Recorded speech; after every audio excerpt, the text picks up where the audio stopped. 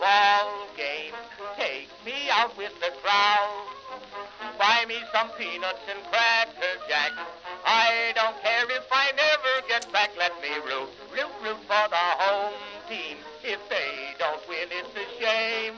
For it's 1, 2, 3 strikes, you're out at the old ball game.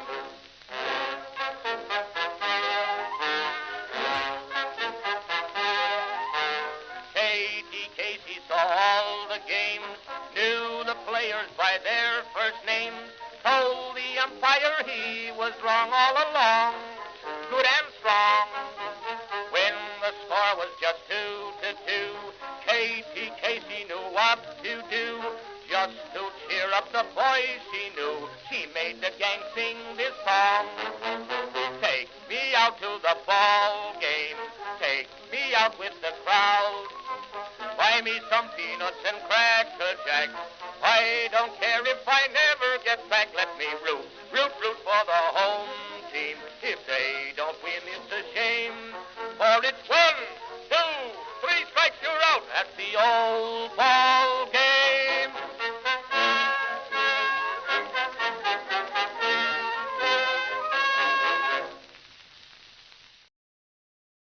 So it's not the best option, but it just is what it is. So it's not the best option, but it just is what it is. I'll do the guys quickly, just forget this one. Greetings, folks, and welcome to live coverage of Orioles baseball, where this afternoon the Baltimore Orioles will be playing their final home game of the 2025 season, wrapping up a 3-game series against the Tampa Bay Rays here at Oriole Park at Camden Yards in Baltimore, Maryland. How you doing, everybody? It's your old pal, the BirdWatcher here. People call me BW for short. That works for me. And yes, folks, the season is winding down. Winding down. 1 game left at home today. This is it. Won't be playing here again until, I don't know. The next season's schedule is out. Do we have a home game in March? Or does it not happen until first week of April? Whatever. It's going to be a while. So let's try to enjoy this one today. Let's try to finish on a positive note at home. If we beat Tampa, we still have an outside shot at maybe. No, we're 3 games back. I mean, we'd have to. No, we're not. We're. Well, we'll have a reason to want to sweep the Yankees this weekend. I'll tell you that. We'll have a reason. Let's win today, and let's dream big in the Bronx. Final game at home this season. The Orioles are 10 games under 500, 74 and 84. Rays are 3 games ahead of us. We lost last night, and that pretty much buried us in terms of a last place finish. That's going to take basically us winning out and Tampa losing out otherwise. In fact, what is our head-to-head record against Tampa? Wow, we're tied at 6. You know, this game means something. You know, can we do something today? Can we win this? Let's show up. Let's show up. I don't know how many people are going to show up for this game. But how about we show up? All right.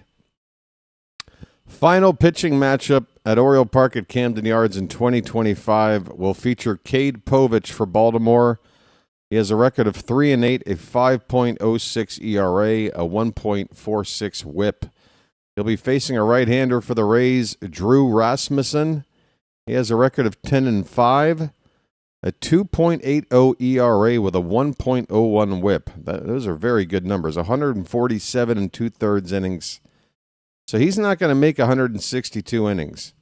He is going to fall short. Let's say he just goes 5 innings or even 6 innings today. That puts him at 152, 153 innings. That's 9 innings short of the 162 inning limit that you need to qualify for things like best ERA, best WHIP. And I've been saying this. I do think baseball needs to lower that minimum innings pitched number down because in the modern game, there's just less and less starters that are able to go 162 innings.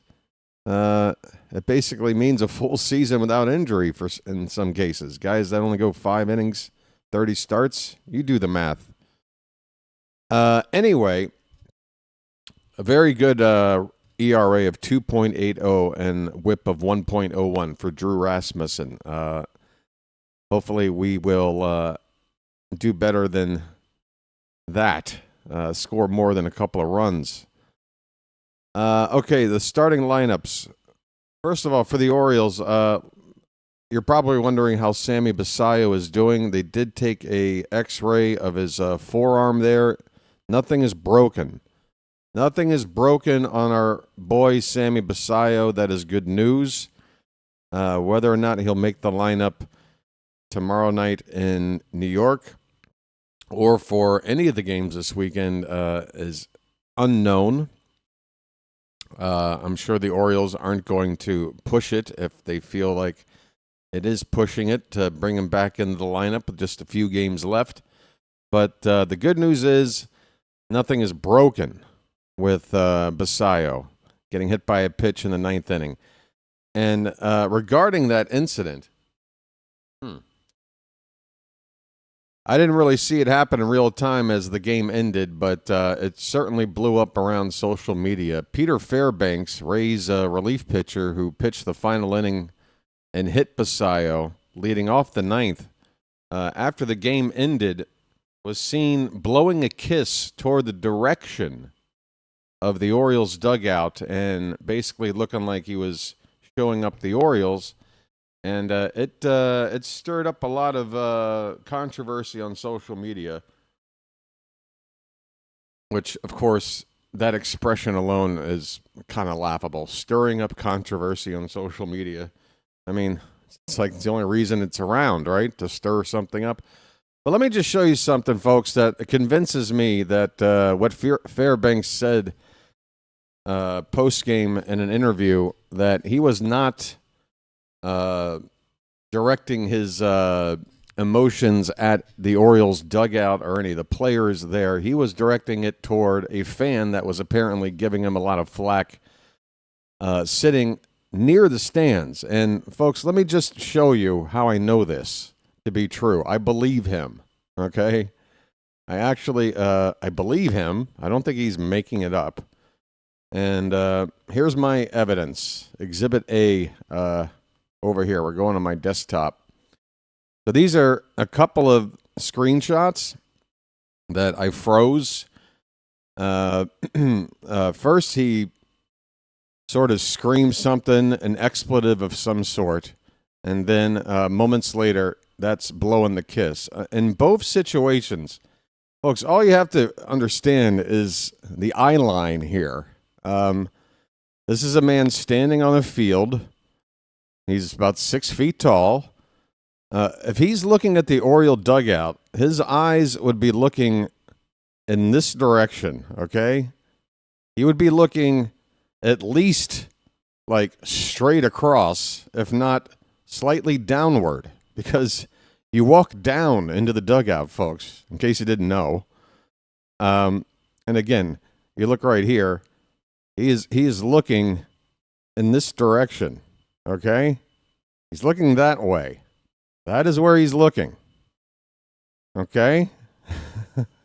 Yeah, I'm sorry I'm breaking this down like the Zapruder film, but, I see people out there going, man, no, he meant that, and we gotta do something. We gotta retaliate. Listen, folks, just look at the eye line, all right? That is not the Oriole dugout he's looking at, okay? So if we were to retaliate based on pressure by fans that can't, like, put 2 and 2 together, we would be the bums in this situation. We would be the jerk-offs. No, we should not be going after a Rays batter today, okay? So let's just nip all that in the bud. We're 5 minutes away from first pitch.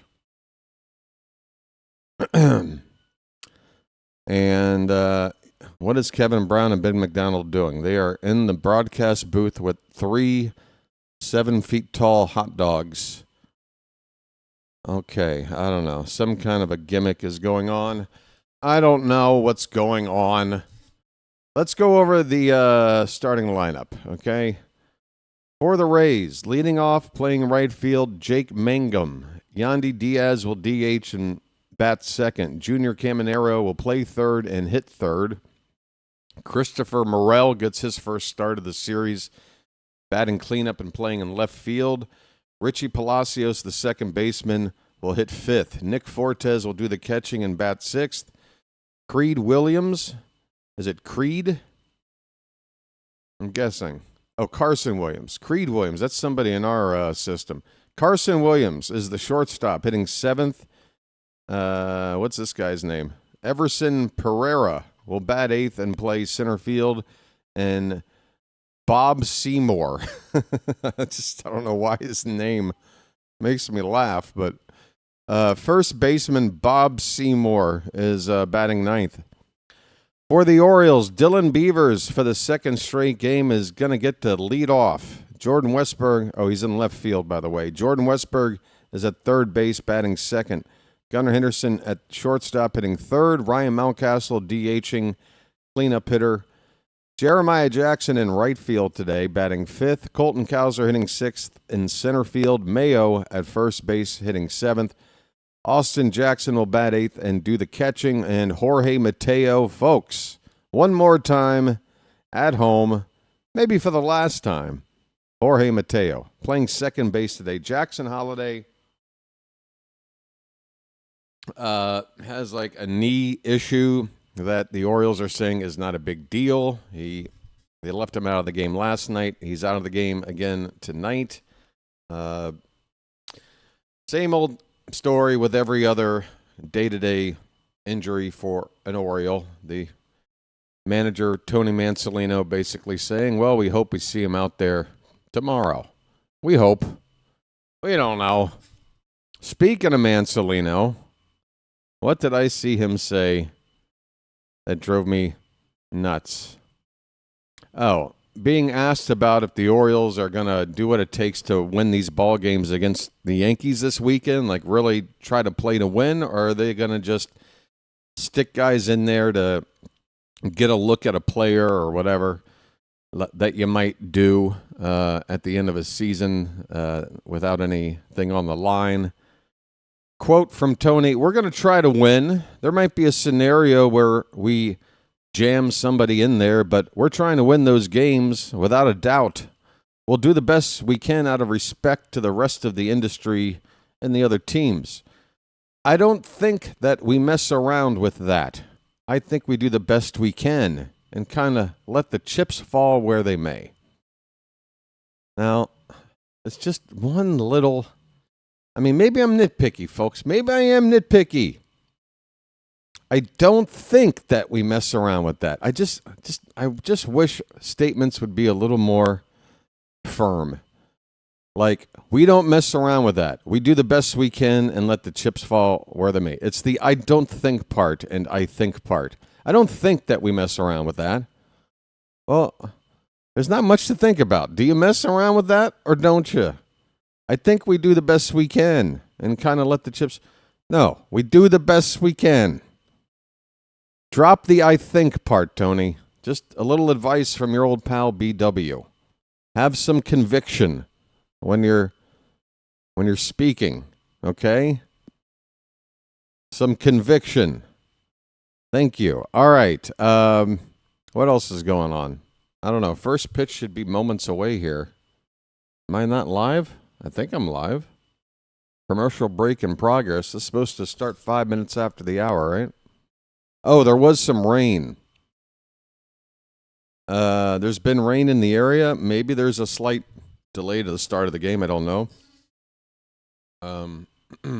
Apologies, by the way. I'm dealing with a little bit of, what do you call it? Acid reflux. Coffee probably not helping. But I'm all out of Rolaids or whatever the hell, so I'm stuck. I'm stuck. See, now it just jumped off. There is something going on with this. Are we live or what? Okay, there we go. Cade Povich is getting the ball back. We are about to get started. Cade Povich, this is his 20th start of the season. He's made a couple of relief appearances or a couple of games where he pitched like a starter, but a reliever started the game. We're ready for baseball, folks. Jake Mangum is stepping in the batter's box for the Rays. Final game of the season at home for the Orioles. First pitch is fouled straight back. All right.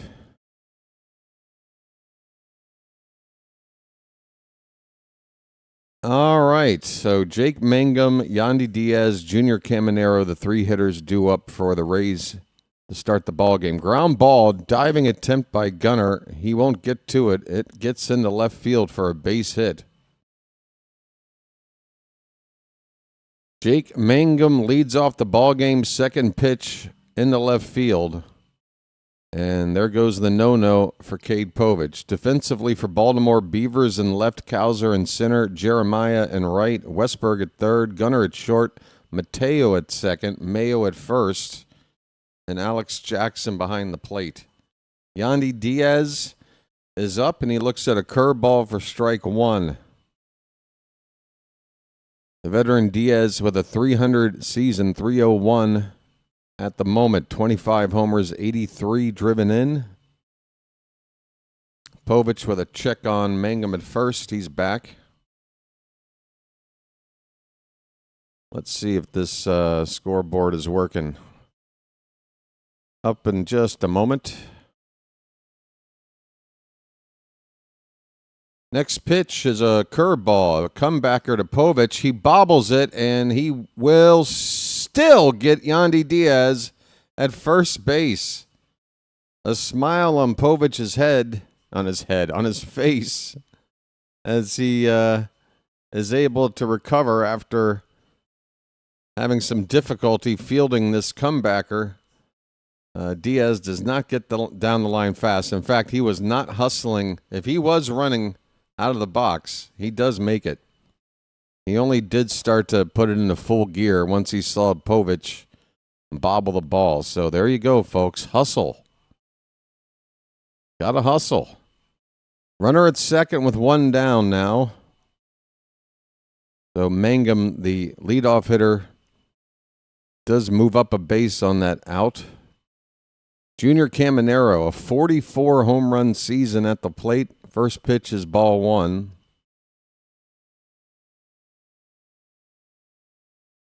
Next pitch is fouled back. 1 ball and 1 strike on Junior Caminero. All right, folks.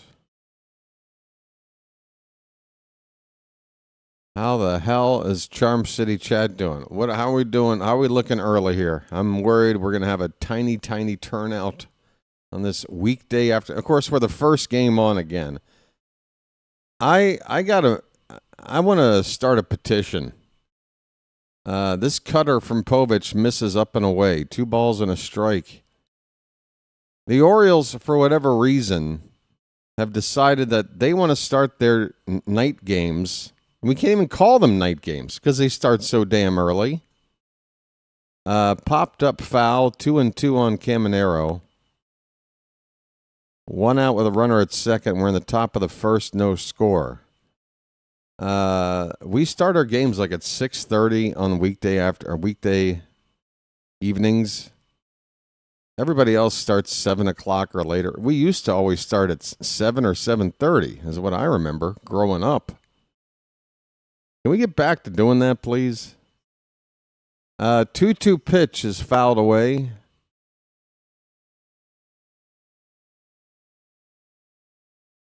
It's actually hurting my channel. The way that they schedule these games the earliest all the time. 2-2 pitch.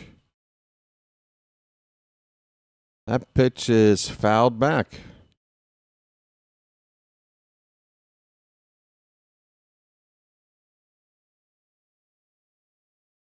All right. I mean, nobody here would mind, right? If we went back to like 7:05, 7:15, maybe even a 7:35 start once in a while, most of the time. Full count on Caminero.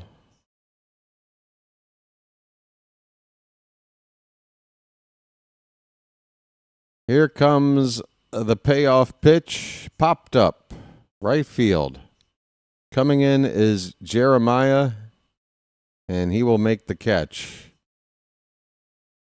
2 down here in the top of the first. Mangum at second base.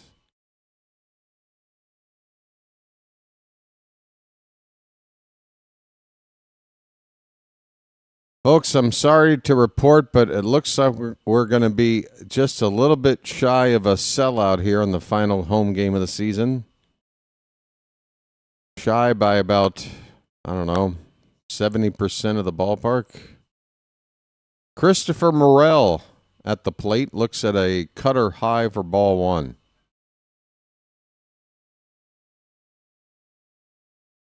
Morel hitting .223.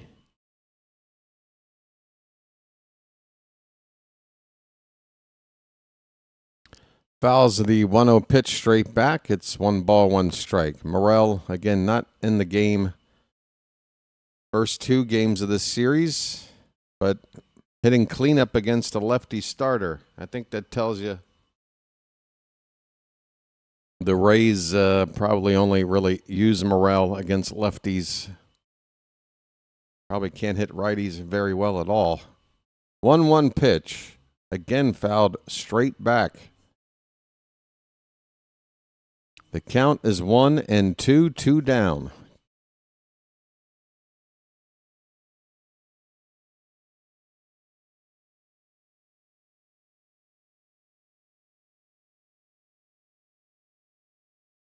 Next pitch from Cade Povich. Check swing foul by Morel. We'll do it again at 1-2. Orioles are wearing their traditional home white uniforms. Rays have on their, what shade of blue would you call it?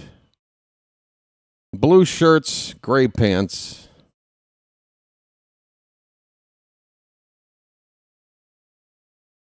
Another 1-2 pitch coming to Morel. Curveball misses. Oh, that was a changeup. It never broke.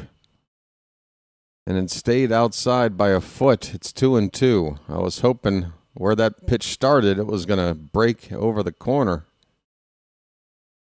It was a changeup.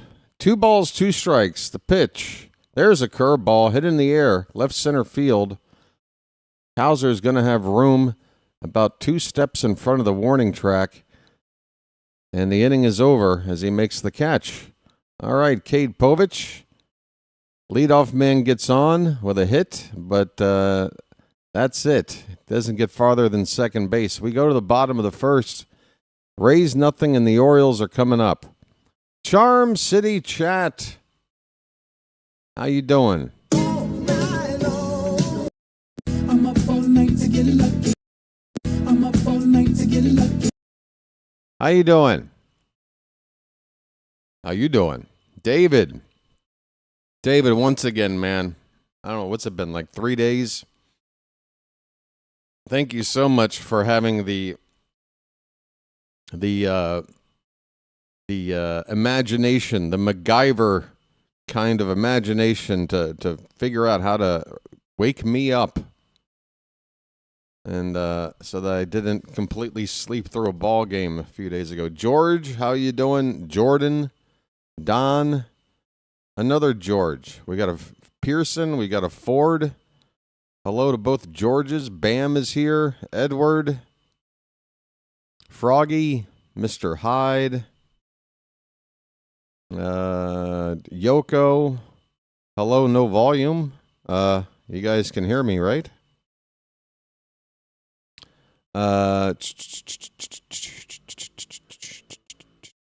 Looks like the same names I'm seeing here. Rod is here. Erica. Bud. Kurt. I think I'm all caught up. All right. Folks, 56 people here. 23 have hit the like button. That's less than half. The final home game of the season. Let's get some nice numbers in on the like count today. Please tap that thumbs up at the bottom of your screen. We got Drew Rasmussen for the Rays. First pitch to Dylan Beavers, fouled away. 31st start for Rasmussen, 10-5 record, and good numbers up and down the board here. 0-1 pitch is inside to Beavers. Folks. Nice beaver. Thank you. We've only got a couple games left. Everybody's got to get excited and put some beavers in the chat, for crying out loud. 1-1 pitch is low.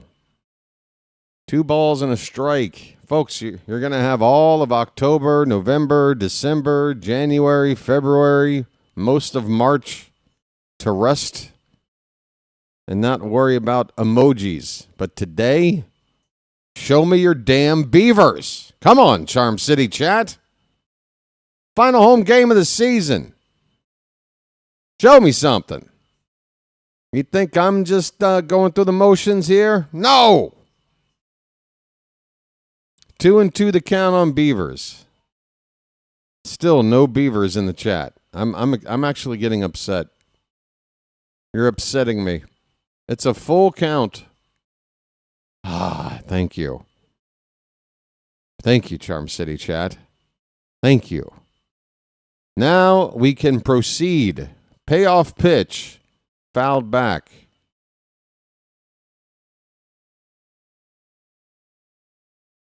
Dylan Beavers. Ladies and gentlemen. My God, look at that upper deck. There are like 3 people per section. Another 3-2 from Rasmussen is fouled away again. So a good opening at bat here from Beavers. Like to see pitches. He's seen 7 already. 3-2 again. That is on the outside edge. Called strike 3. Beavers goes down looking. But if there's such a thing as a quality strikeout for a hitter, I'd say it's that. You made the pitcher throw 8 pitches. You gave your teammates something to see. So hopefully we'll make use of that first out. Here's Jordan Westberg. First pitch is a tapper at the plate. It's a foul ball. Westberg, folks. West is that way. Let's see how quickly Charm City chat responds to Westberg at the plate. 264 average, 15 home runs.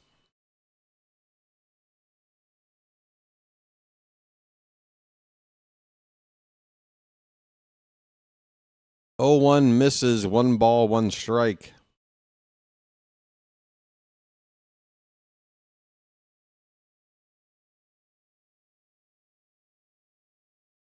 The 1-1 pitch hit on the ground right to short. And Westberg is retired on a routine grounder, 6-3 on the putout, 2 away in the bottom of the first. Defensively for Tampa, Morel in left, Pereira in center, Mangum in right, Caminero at third, Williams at short, Palacios at second, Seymour at first, and Fortes behind the plate. Don't quiz me on that. Curveball to Gunnar Henderson. Starts high and stays high for ball 1. His name's Gunnar, and he's dating my mom. Can we get Gunnar to 70 RBI this season? He's 3 shy with 3 games plus today to go. 1-0 is inside. It's 2-0. Unbelievable what's happened to this offense in the past year. Struggling to find one guy to hit 70 RBI. That is swung on and missed. Gunnar with a big cut on 2-0.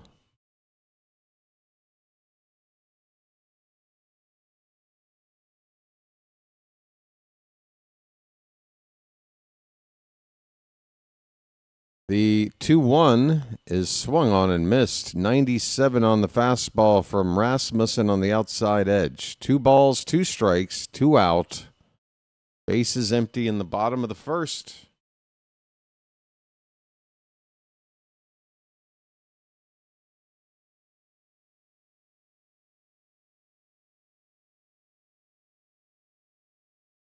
And the 2-2. He lays off a pitch low. Full count.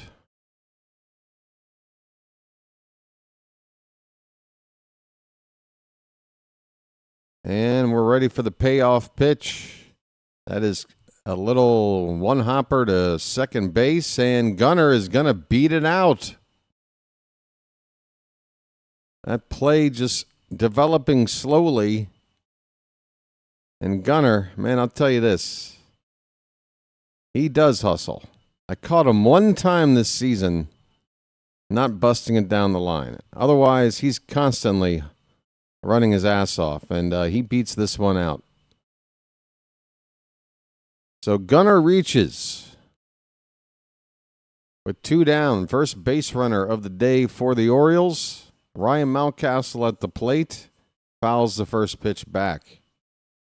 That is a hit for Gunnar. I was slightly wondering if they might charge an error on the play. Just wanted to be sure.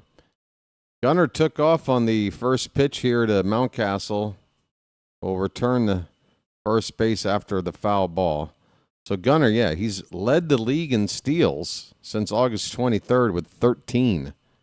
He has been running his butt off, I guess, to help make up for the lack of RBI production. Here's a ground ball to short, and that ball's just thrown away. Holy cow. A bad throw by Carson Williams on a routine ground ball from Ryan Mountcastle. This inning will continue.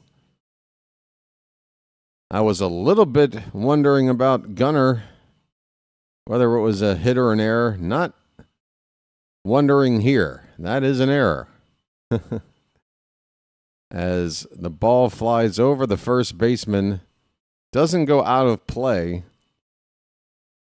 So first and second with 2 down here. And an E6 for Tampa. Jeremiah Jackson up. First pitch is off the plate. Folks, we got a rally here.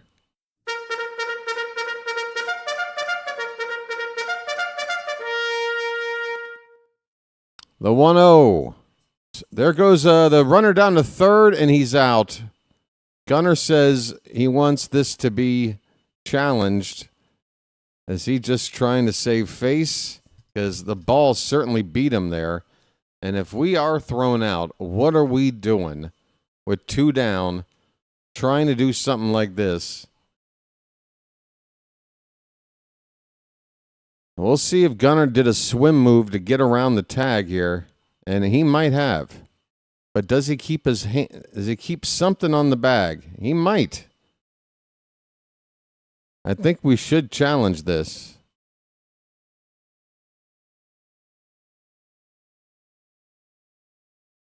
It's just hard to tell. There are a lot of moments during this slide where some part of him might not be touching the base. He lets his hand off, his foot's touching, but then there's a moment where his foot is off as well while the tag is still there. It's a messy situation.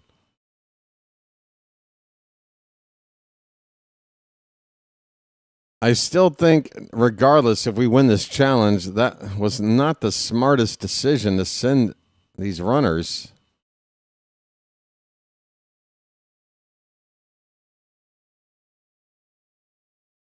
I don't mind it with 1 out. I mind it with 2 out, though. So they are in New York. A few dudes sitting in the dark watching this play over and over. And again, Gunnar does sneak his hand in there. He does, but his momentum takes him into foul ground with his foot being the only thing touching the base, and for a moment, nothing is touching the base.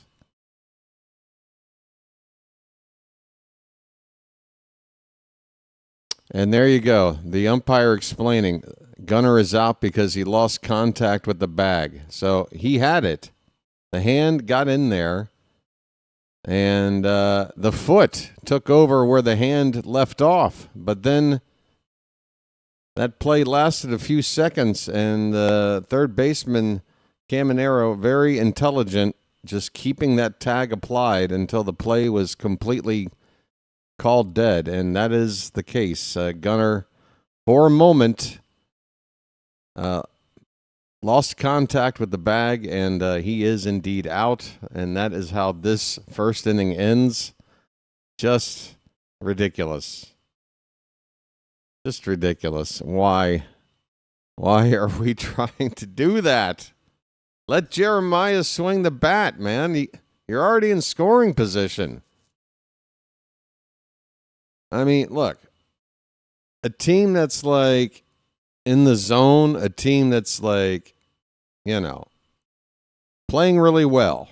They're firing on all cylinders. They're winning regularly. Things are working. That's when maybe you do that. This is like trying to, start. It's just too grand of a leap. Or the way things, it's just, I don't know. It's just, no. Anybody, I even said, even if we win this challenge, we shouldn't have done it. Did you guys want to see that double steal? I don't know. Hey, Cantankerous is here. Long time no see, buddy. Good to see you. It was a double steal, David. So I think it was a call by. Holy cow, man! What is Melanie Newman wearing today? Melanie, this is supposed to be journalism. Richie Palacios, first pitch up and in for ball one. I'm just having fun with you, hon. Don't worry. If you want to wear the low-cut tops, wear the low-cut tops. It's okay. Yeah. Palacios batting .294 with a homer and 2 RBI.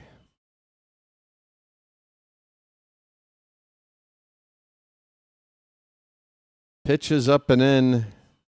The count is 2-0.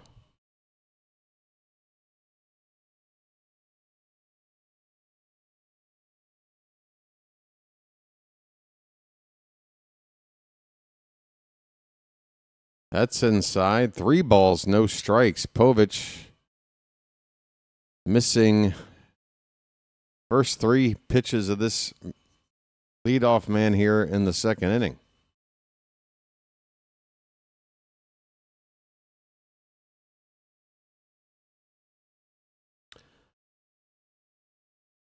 The 3-0 taken all the way for ball 4.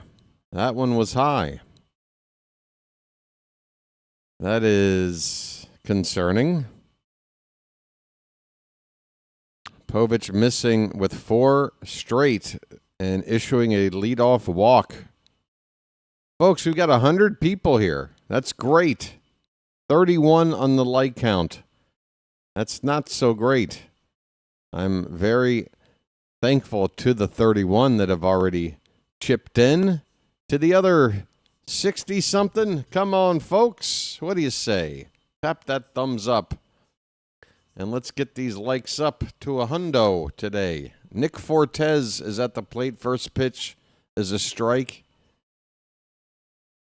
Povich follows up with a curveball in the dirt. The count is 1-1. Fortes hitting .223.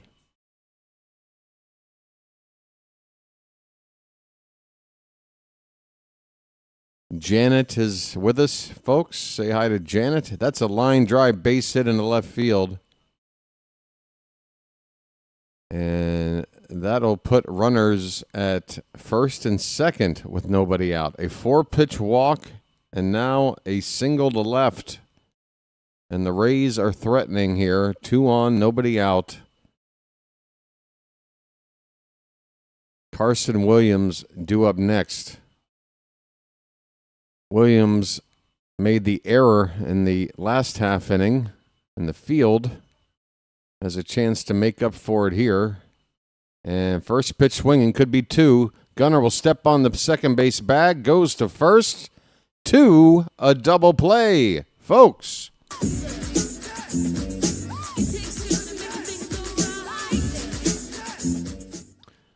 It's a 6-6-3 double play, or 6-3 if you like. A rally killer. Runner gets to third base on the play, but there are 2 down. And the batter, Everson Pereira. First pitch to him, swung on and missed. A curveball.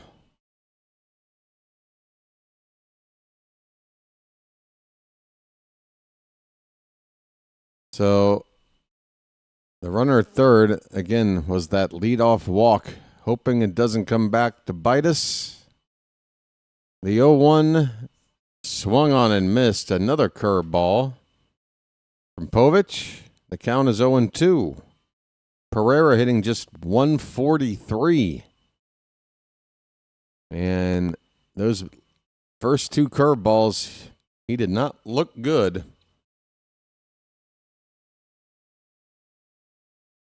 Time is called. The Rays have the second worst batting average against lefties curveballs. And wow, I was saying, if it ain't broke, don't fix it. Cade Povich, a third straight curveball out of the zone, chased and missed for strike 3. Well, y'all come back now, you hear? All right, so Povich does work around a leadoff walk. The Rays did have 2 on, nobody out. And easy peasy lemon squeezy. What's the problem? We're going to the bottom of the second. No score. All right. Well, there's one other game that might have been on by now, but it's in a rain delay. Pirates and Reds. Another game won't be starting for another hour. That will be the Twins and Rangers. A couple of games an hour after that. Everything else is in the evening tonight. How are we doing, Charm City Chat? Didn't we have fun today with some 80s one-hit wonder karaoke? It was helping us rally there for a minute, and then it all fell apart. I tell you. And then we had that weird game a couple of days ago where we had like a dozen different people in the chat showing up talking about their bets. It was so weird. Like, why are so many people here going crazy about their bets tonight? I don't know. Fun. Yeah, of course, Chilo, like I was saying, we're always the first game on. Always. We're the early birds, I guess. By the way, Maryland lottery winner Loretta. All right, we're in the bottom of the second. Jeremiah Jackson looks at ball 1. He was at the plate when Gunnar got thrown out trying to steal third to end the first inning. Swing and a miss. It's 1-1 on the Bullfrog. Jeremiah was the bullfrog. 1 ball, 1 strike. Next pitch fouled away.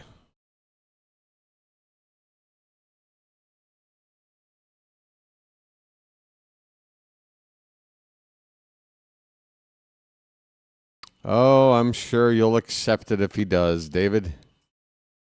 Ball lifted out to right field. That one's heading toward the wall. That ball is off the top of the scoreboard. David, well, you got your wish. Jeremiah Jackson misses an opposite field home run to the flag court by a few feet. It's off the top of the scoreboard. And he is on with his 10th double of the season, a leadoff double for Baltimore. Folks, splash it up. Splish, splash, I was taking a bath. Well, David, that's what you wanted. That's what you wanted. Yeah, but no, you wanted this, David. That's what you wanted. Colton Cowser. Curveball up and away for ball one. David gets what he wants and is still frustrated. Folks, how do we do this? We've got Cowser at the plate, folks. Moo. The count is 2-0.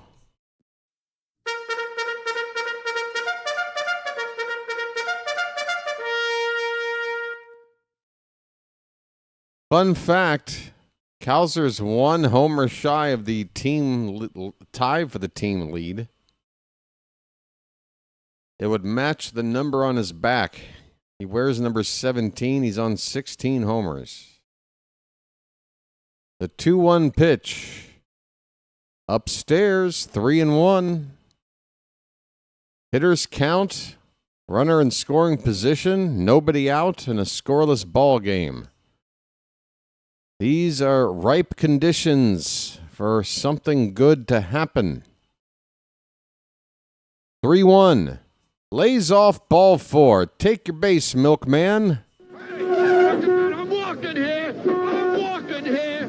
All right. Top of the inning. The Rays had first and second, nobody out. They could not score. The Orioles, same opportunity. Can we cash in?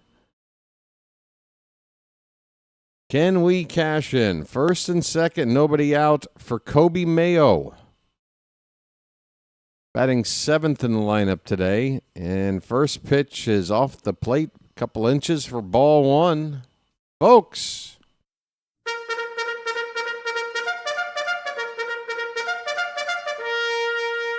Mayo needs one more homer to get to double digits. That's a strike, a sinker, middle of the plate. One ball and one strike. Just get it all on there. Just spread it out. Good speed on the bases. 1-1 pitch. Hit on the ground, foul, third base side. 1-2 the count. I see no jars of mayo in the chat. I tell you what, folks. The Charm City chat just struggling. Low and away. 2 balls, 2 strikes.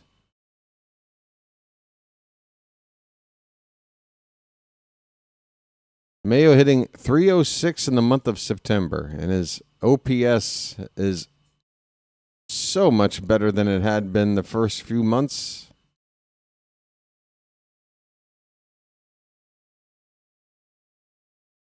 Still no Mayo in the chat. The 2-2 pitch.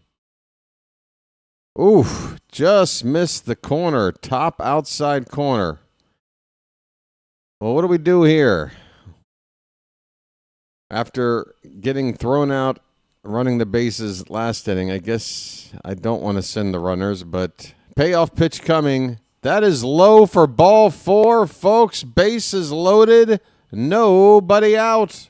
I'm walking here. I'm walking here.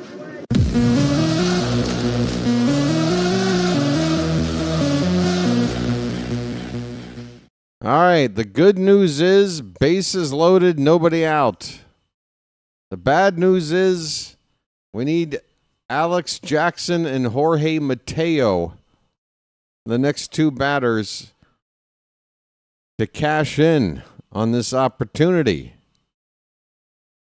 Jackson batting .227, but what's good about his average is that when he does get hits, they're usually of the extra base variety. He's got a chance to knock in more than one run here. Mateo, on the other hand, if Jackson doesn't drive in a run, we're going to start panicking that this golden opportunity is going to get wasted. We need something right now. Bases loaded, nobody out. First pitch to Alex Jackson. Swing and a miss. Man, he committed. He absolutely committed to that pitch without really looking at it. And it broke off the plate. It is strike one on Jackson. Next pitch. That one bounces. And a nice play by Fortes to keep that ball from getting away. 1 ball, 1 strike. Bases loaded. And a ant crawling across my laptop. Get out of here, ant. 1-1 pitch. Inside. 2-1. Folks. Rasmussen about to throw his 40th pitch. And he's only gotten 3 outs in the ball game. 2-1 to Alex Jackson. Lined. Foul down the third base line. Alex nearly finding extra bases. Oh, he just missed extra bases. It actually hit off the chalk in front of the third base bag, but it kicked foul. 2 balls, 2 strikes. Pitch. Swung on. Fouled away. Fouled away.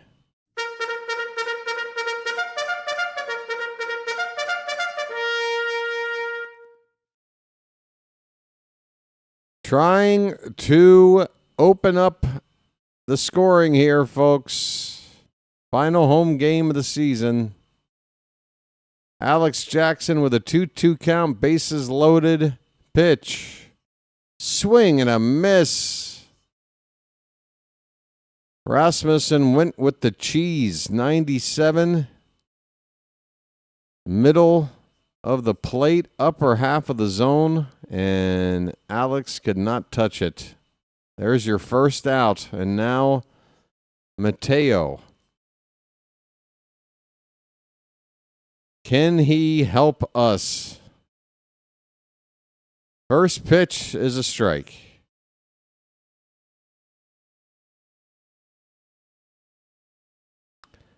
The Rays have activity in their bullpen very early again today. All 3 games, their starters are not going deep at all. What is the story there? I guess this is just all by design. They have no interest in letting their pitchers go a full workload. Mateo fouls a 1-1 pitch away off to the right. 1 ball and 2 strikes.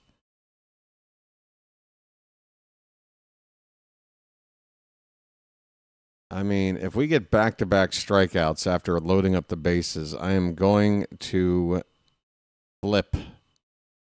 Put the ball in play, please. 1-2. Mateo lays off a sweeper. 2 balls, 2 strikes. Dylan Beavers is due up next. The 2-2. Fouled back.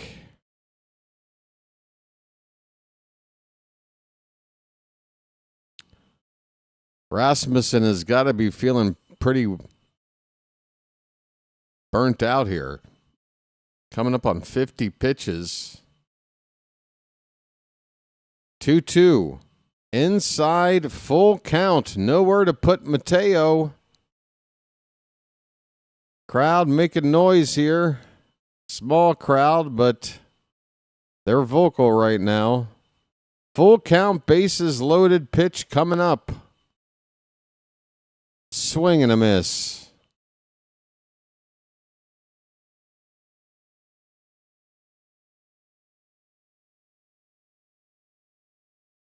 Folks, I'm going to have to ask you a favor.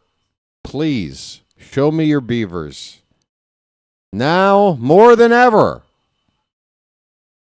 we need your beavers in the chat, folks, to try to salvage something out of this bases loaded, nobody out opportunity. It is moments away from being squandered unless beavers can come through.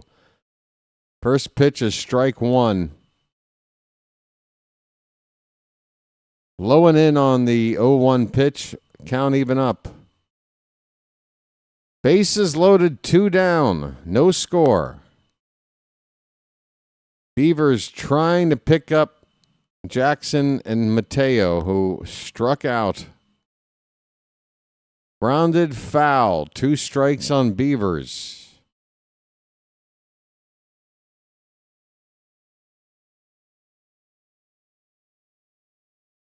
Come on, Beavers. How much wood could a woodchuck chuck if a woodchuck could chuck wood? Let's go. Chuck that wood, Beavers. Chuck that wood. 1-2 pitch is way high. 2 balls, 2 strikes. Come on.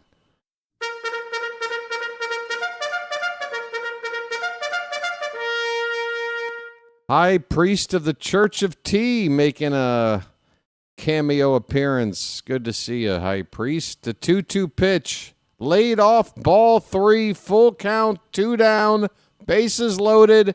Everybody's going to be off on this pitch.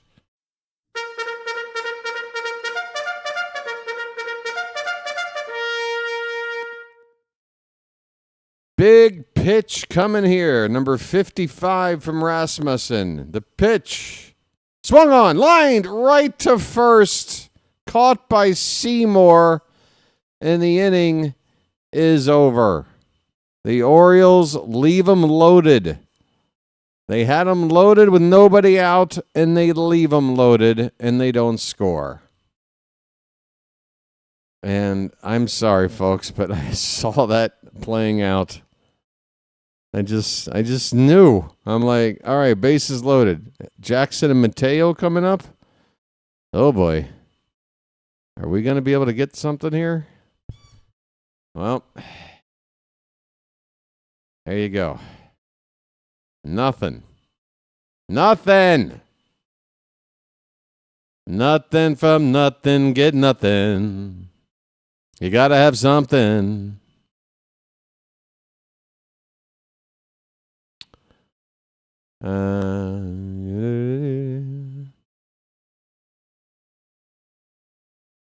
Nothing from nothing, leave nothing. You gotta have something if you want to be with me.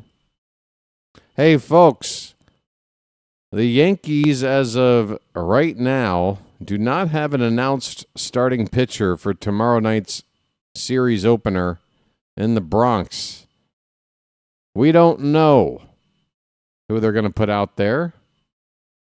But for us, it's going to be Trevor Rogers' final start of the season. So don't miss it, okay? Trevor Rogers is doing something that has only been outdone in terms of ERA with this amount of pitching in a season.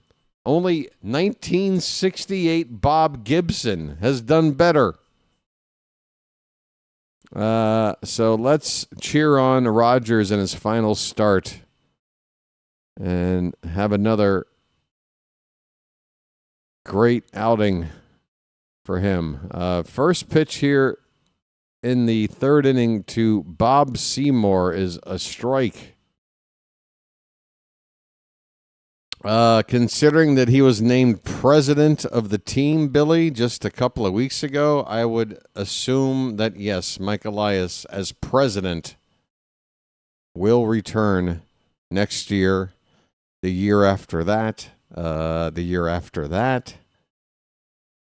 and maybe the year after that.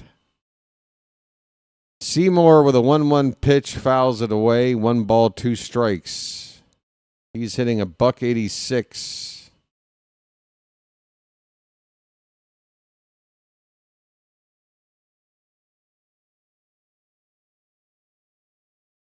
1-2 from Povich. Hit on the ground to first. That is through the hole on the right side. A base hit. Really? A leadoff base hit to the number 9 hitting Bob Seymour? Come on. Ugh.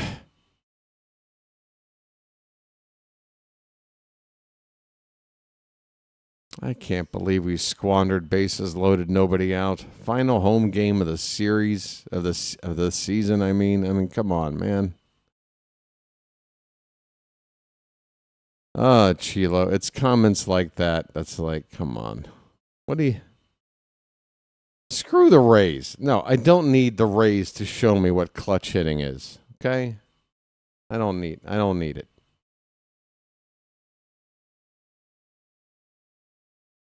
Schulten's right-hander is loosening in the Rays pen. They had another guy up in the last inning.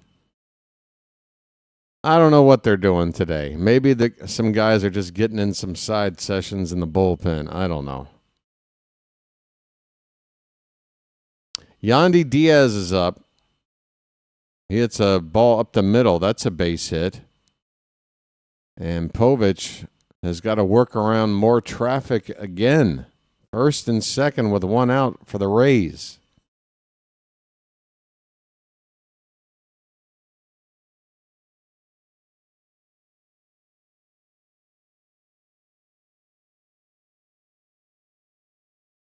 Not fit to clean the bathrooms. I mean, Billy, I'm not a fan of him as a manager, but my God, it's not like he's spreading a disease. He was hired. I mean, Elias hired him. Be mad at Elias. But Tony, not good enough to clean the bathrooms. I mean, come on, man.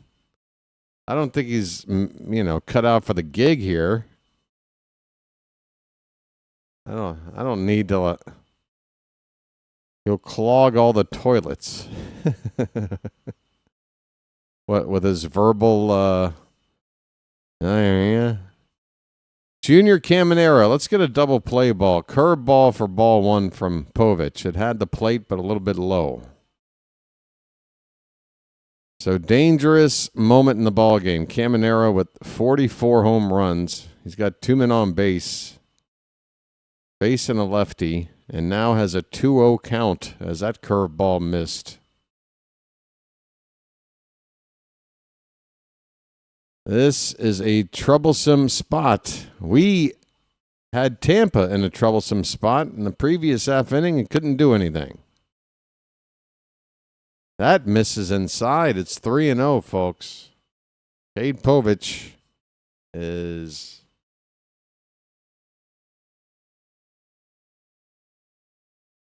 in trouble here.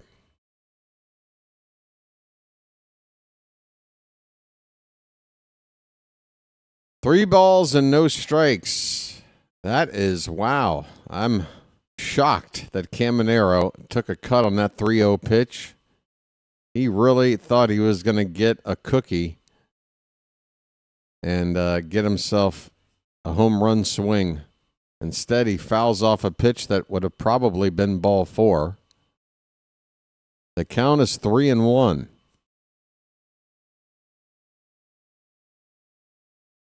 We need a ground ball. Pitch. That is a ground ball, but it's foul. 3-2 the count. Povich just hit his 40 pitch count with that last one.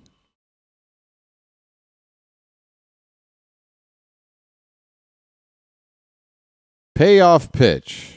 Popped up and out of play. Well, actually hits off the screen behind the plate. So it's on the field, but fouled away. Full count still on Caminero. First 3 pitches of the sequence were balls off the plate. Next 3 have been fouled away. Here's pitch number 7. That's a line drive base hit in the left. They're going to fire home, and they're going to hold Seymour at third base. All right, we are lucky that Bob Seymour is the lead runner here. He does not have the wheels, even with 2 down, to get around and score on this base hit. I'm sorry, there's only 1 out. There's only 1 out. That was 111 miles an hour off the bat of Caminero. Boy, Nick, tell me how you really feel. Christopher Morel, line drive. That is a fair ball, and that is going to score a pair of runs. 2 runs score. Caminero makes it to third.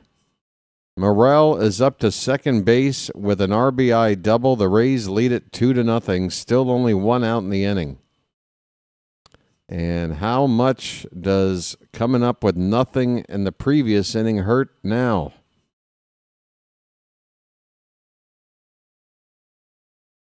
Nick, do you normally begin and end sentences with the exact same phrase? What a joke. Ha ha, what a joke. Palacios hits a ball to center. Camping under it is Cowser. He's going to throw toward home plate, but he's not going to have a play. The runner will tag and score standing, and the Rays now lead it 3-0 on the sacrifice fly.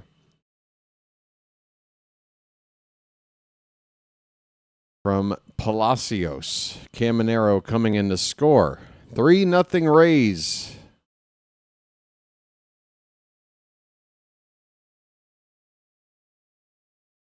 Boy, Nick, you seem like a charming fella.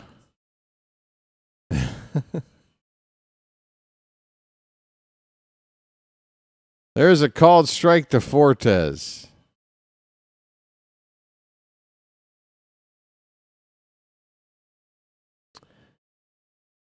Fortes has a hit his first time up. Curveball just missed the outside edge. 1 ball, 1 strike.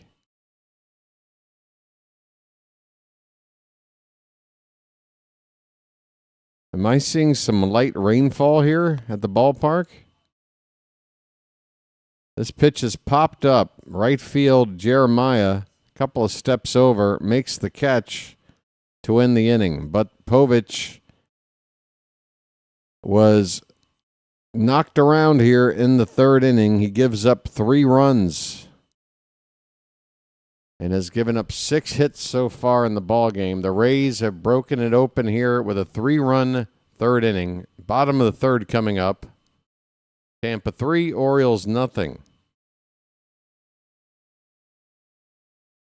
Hey, Nick, look, buddy, let me give you a little bit of advice. If you want to hang out and get to know this channel that you're brand new to and chatting, if you're just going to just absolutely spam the chat with this guy's trash, this guy sucks, and that's all you're going to do, you're going to get removed from the chat. Okay? Okay?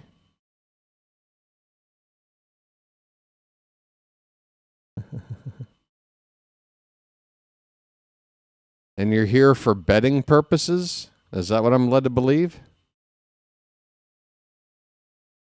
Just stating facts. Well, every fact has this tinge of hate and negativity and just, I don't know. We're Charm City chat, Nick. You just got here. You want to maybe kind of feel the room out for a minute? Or do you just got a lot of verbal diarrhea you need to get out? Are you backed up? You need a little help getting it all out? You all right there, buddy? You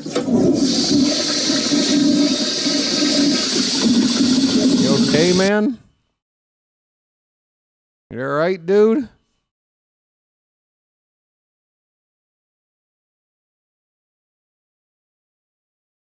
Yeah. All right. Well, at least we're almost talking about baseball for a second. Interesting stuff. Yep. The opposing team scored in a frame of baseball. The world is ending. Jordan Westberg is up. First pitch is ball one. Next pitch is popped up to right. And that ball will be caught out there. One away. So, yeah, the Rays had guys up in the pen each of the previous 2 innings. But Rasmussen is still in the ball game. I think those bullpen guys were just getting some work in. Well, never mind. Rasmussen is finished. They brought him out to face one batter. It's very strange. Rasmussen's day is over after 2 1/3 innings. They leave him in the ball game to get 1 out with Gunnar Henderson due up next. They're taking him out of the game with this 3-0 lead. I don't know what the point of it all is, but it's a pitching change nonetheless, and we've got a break in the action. All right.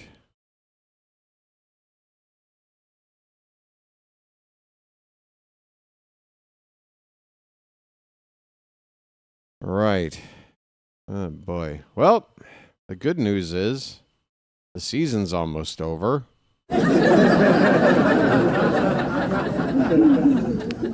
I'll be back. Don't go anywhere. Unless you're extremely annoying, then please go somewhere.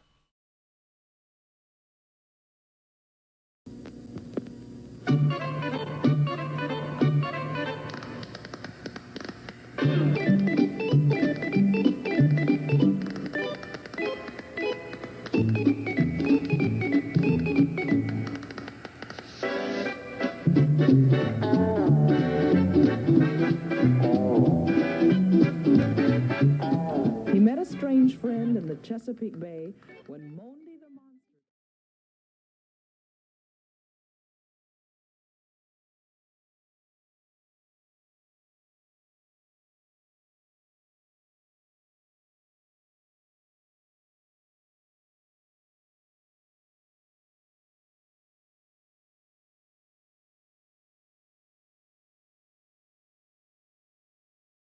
The new pitcher is a right-hander named Jesse Schultens. He's facing Gunnar Henderson, and the first pitch is outside for ball one. We're in the bottom of the 3rd inning. Drew Rasmussen with a short outing, just 2 1/3 innings. He didn't give up a run. His pitch count had already hit the 60s, but you would have thought, unless the Rays are just trying to manage his workload, that he would be good to go there for a little while longer. Okay, will do, guys. Will do. Just a moment. The 1-1 to Gunnar is a called strike, and that's a bad call. That's the kind of call we can't wait for ABS next season to get that call overturned.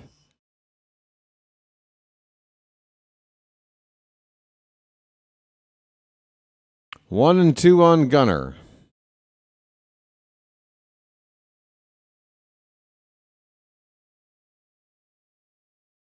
Swing and a miss. Man, he chased a bad pitch and strikes out.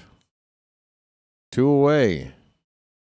Holy cow, that's a lot of activity in here. That is a lot of activity. Let's see if I can catch up here. Ryan Mountcastle at the plate, bases empty, 2 down.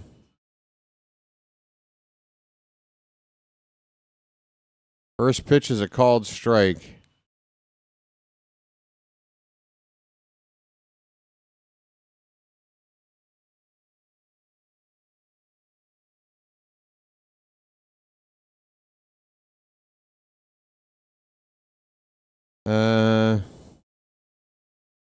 One and 1 the count on Mountcastle.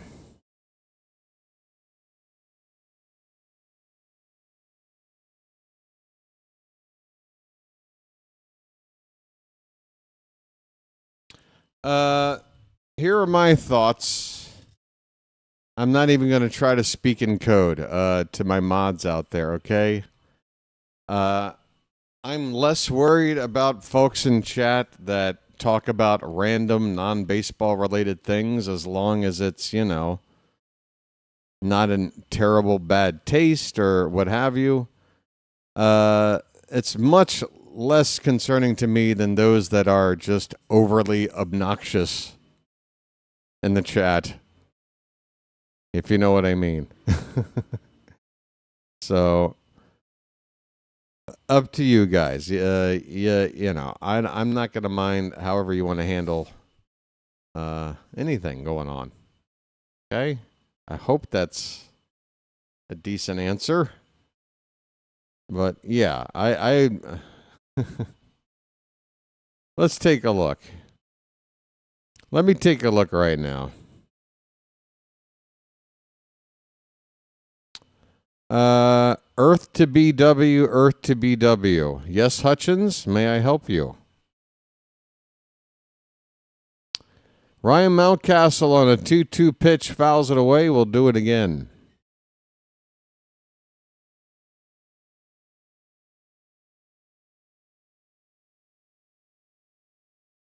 Okay. Nice to see you. 2-2 the count. 2 down, nobody on. That is fouled off to the right. We'll do it again.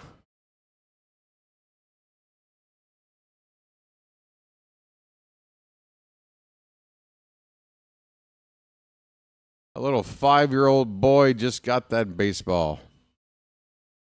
Look at that young Gunnar Henderson of the future there. There's a ball hit to right. That ball is going to get onto the flag court.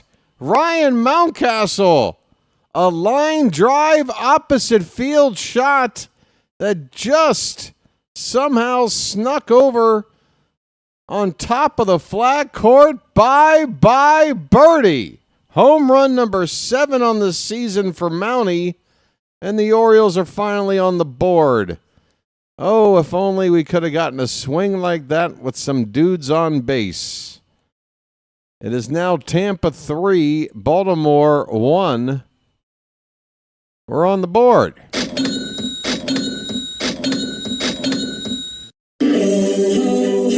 It's magic, you know. It's magic. On a magic carpet ride.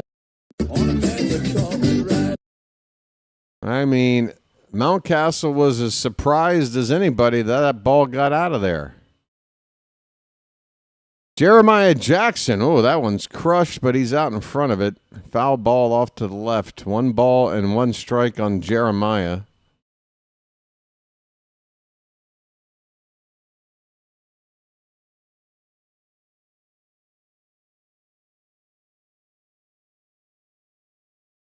Swinging a foul straight back. 1-2 on Jackson. He's got a double already in the ball game.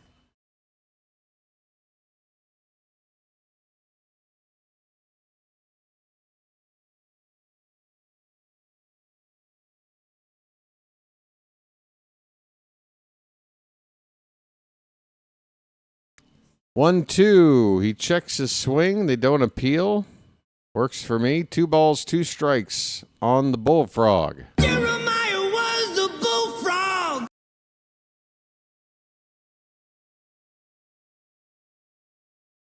Two down, nobody on. A run in on a home run from Mountcastle. Swing and a miss, and Jeremiah strikes out. The inning is over. The Orioles get on the board. A home run from Mountie. On to the flag court. It was by no means a majestic-looking home run. That was a line drive. And if the wall was any taller out there, it probably doesn't get out of here. But it just cleared that scoreboard out there and right. All right, we head now to the 4th inning. Tampa ahead 3-1.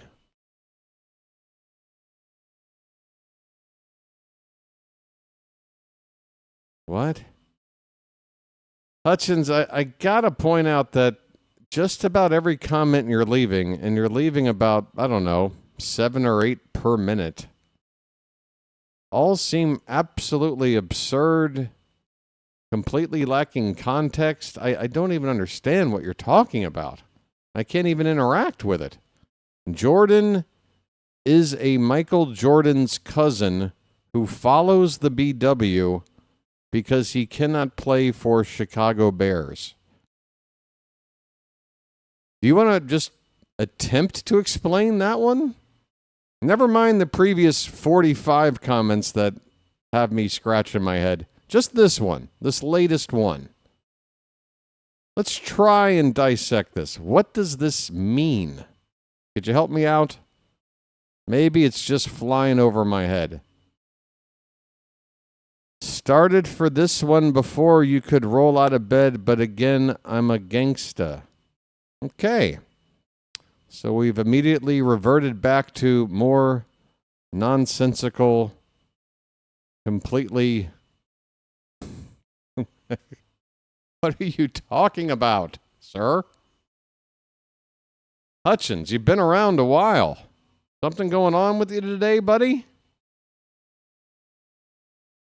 Have we taken certain things out of order today, maybe? I'm not sure. We're in the top of the 4th inning. Carson Williams will lead it off. First pitch is ball 1, and make it 2-0 as Povich misses outside with a cut fastball.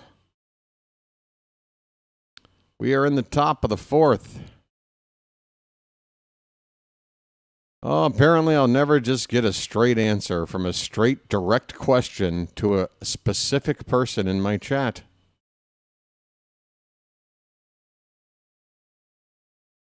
Funny how that works.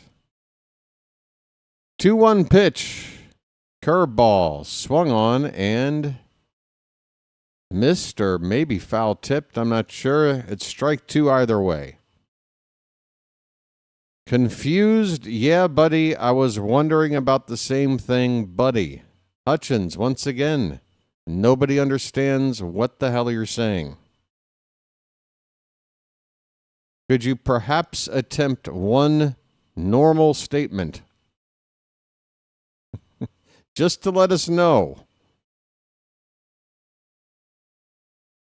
You're not making a whole lot of friends around here today, dude, and I'd hate to see this happen to you. That's a strikeout for Williams. He's done.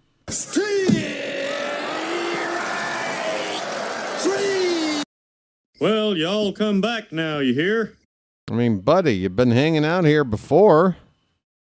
I don't know why you're getting all weird on me today, but you're kind of teetering on the brink of getting timed out, dude. Pereira with a swing and a miss on a curveball that's 0-1. 1 out, nobody on, top of the 4th.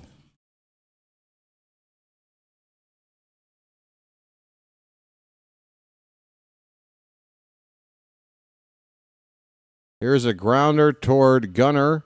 You will throw off balance and get it to first in time. 2 away. Oh, it's National Gibberish Day. I get it.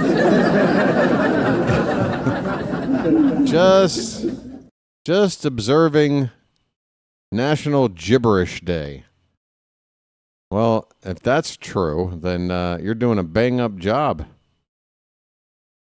You're like the Santa Claus of National Gibberish Day. Bob Seymour takes a pitch outside for ball 1. Seymour singled and scored in that 3-run 3rd inning.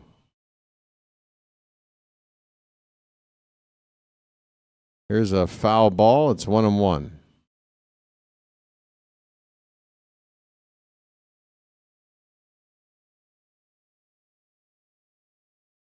Tony, I'm with you. We need to have a nice comeback win today to give us a reason to feel some confidence going into the Bronx this weekend. There's a swing there by Seymour, a half swing, but he went around. It's 1-2.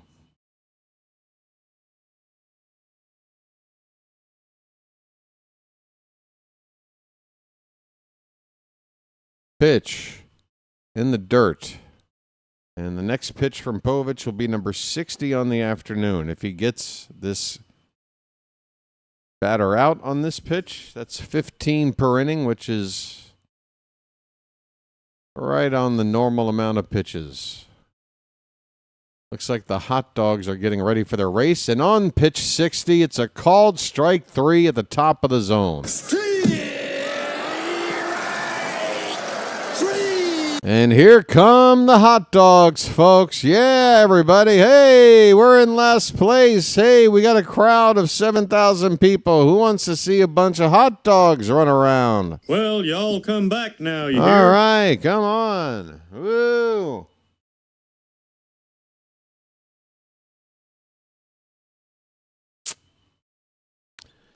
Fun fact, if you'd like to see, some fun little gimmicky in-between inning stunts like a hot dog race, you can get that at a minor league game and probably save yourself about 80% off ticket costs, concessions, parking, and everything else. Save yourself a ton of money because if your priority is to see a hot dog race versus a winning product on the field, might I suggest minor league baseball? Just throwing that out there. I love minor league baseball. Don't get me wrong. But there's just something silly about watching a last place team do a hot dog race in the final home game of the season. I don't know. I'm not having fun, but I'm sure there's some 5-year-olds out there that are having fun, but they are blissfully unaware of the disappointing season that this has been, and a hot dog race ain't about to make up for it. Not for me, anyway. Oh, look at me getting cranky. Hey, folks, I'll be right back. Whoop.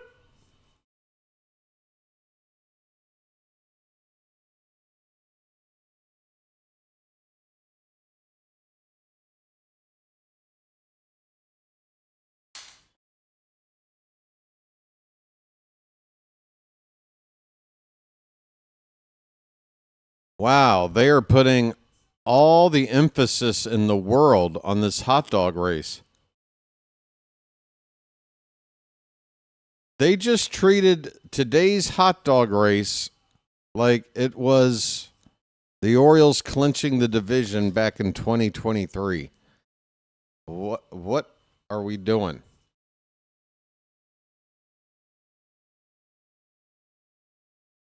There is a crying child in the arms of a dad wearing a shirt that says Relish. I guess Relish lost. Relish got boxed out. That's the problem. Relish absolutely boxed out by ketchup and mustard. Oh, look at these older ladies. They're dancing around. I love the Baltimore crowd, man. Those are my people. Everybody is dressed in just the most tacky outfits you've ever seen. Everybody's got a beer gut. Old ladies are dancing around. I love it. This is my kind of crowd. There's a shot of an old man looking like he's second-guessing a lot of life decisions. There is a defensive change for the Rays here to begin the bottom of the fourth. At shortstop, Tristan Gray. Looks like he's taken over for Carson Williams for some reason. Slater. Sounding like Anonymous in the chat. Distractions are a pillar for subterfuge. The deep state. A couple of defensive changes. Okay, so Palacios stays in the game, but he moves out to right field. The guy coming out of the ball game is Everson Pereira. Pereira was in center field. Mangum moves from right to center. Palacio moves from second to right. And Tristan Gray is now at second base. He's the new player in the game. Kowser's up there with a count of 0-1. He walked his first time up. And a called strike on the inside edge makes it 0-2 on the Milkman. Janet, I would tell you the look on it does look like a John Waters movie. Like if John Waters was, if they brought back Major League, but directed by John Waters, you know how awesome that would be? Cowser lifts one to left. It will hang up there long enough for, who's in left now? Christopher Morel to make the catch. 1 out in the bottom of the 4th. Mayo due up now. He walked to load up the bases back in the 2nd inning with nobody out, and that's when the rally stalled out. First pitch is off the plate for ball 1 to Mayo. Yeah, just like a John Waters version of Major League. I mean, Major League already has, you know, like this cast of misfit characters. And, you know, John Waters has always been about casting misfit characters. It could be a very happy marriage. 2-0 pitch hit in the air to shallow center field. Could drop in. That ball will be caught by Tristan Gray. Just brought into the ball game at the right time for Tampa. He made a very tough catch, running on a dead sprint away from the infield. Over the shoulder catch out there in center field.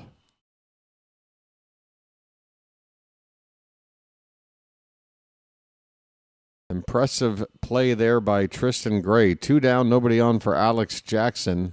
And that first pitch is a strike. Tough pitch there by Schultens.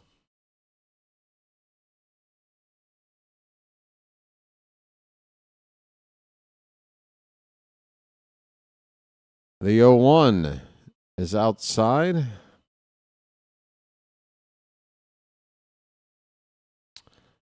Let me take a look. 2026 Orioles schedule.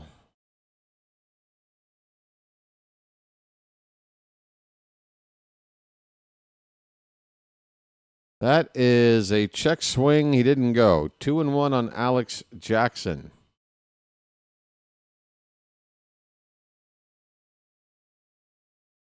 So we do play in March. We do play in March. We open up the season. Swing and a miss by Jackson. The count is 2 balls and 2 strikes. We begin the season against the Twins at home.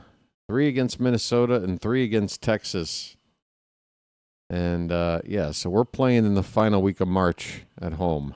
That's the next time we'll be here. 2-2 pitch. Low and away for ball 3. Full count.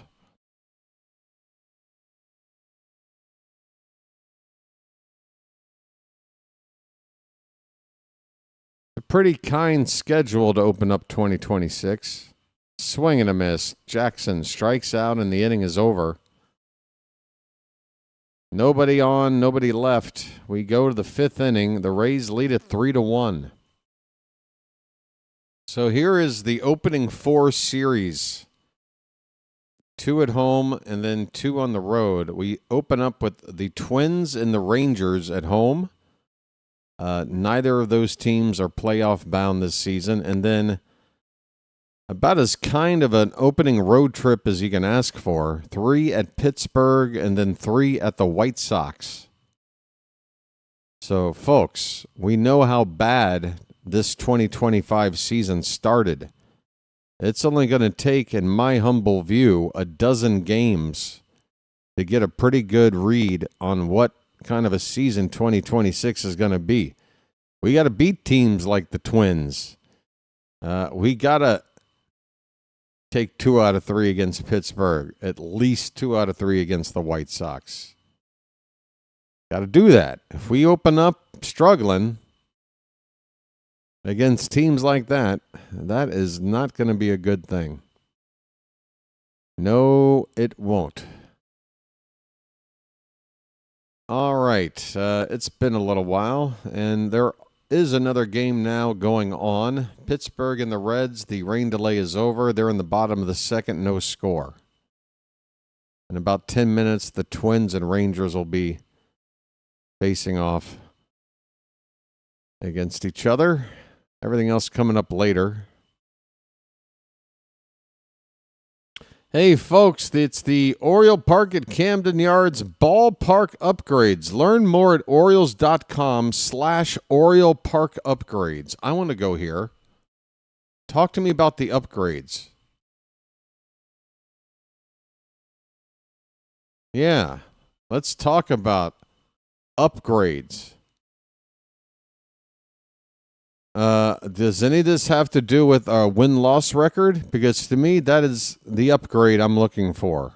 An upgrade in wins. Let's see. I'm looking at it right now on the website that they promoted. Jake Mangum is at the plate. 0-1 count is inside from Povich. 1 ball, 1 strike. Mangum 1 for 2. That first batter of the game, he had a single.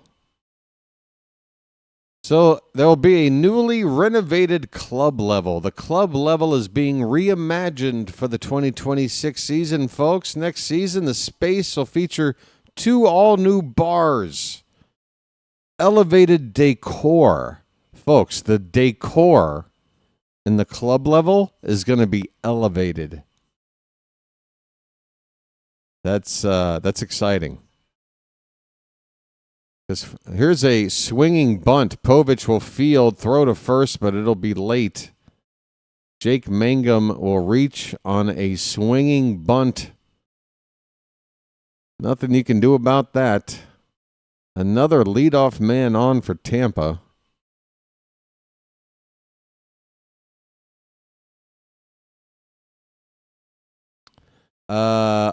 Elevated decor, new furniture.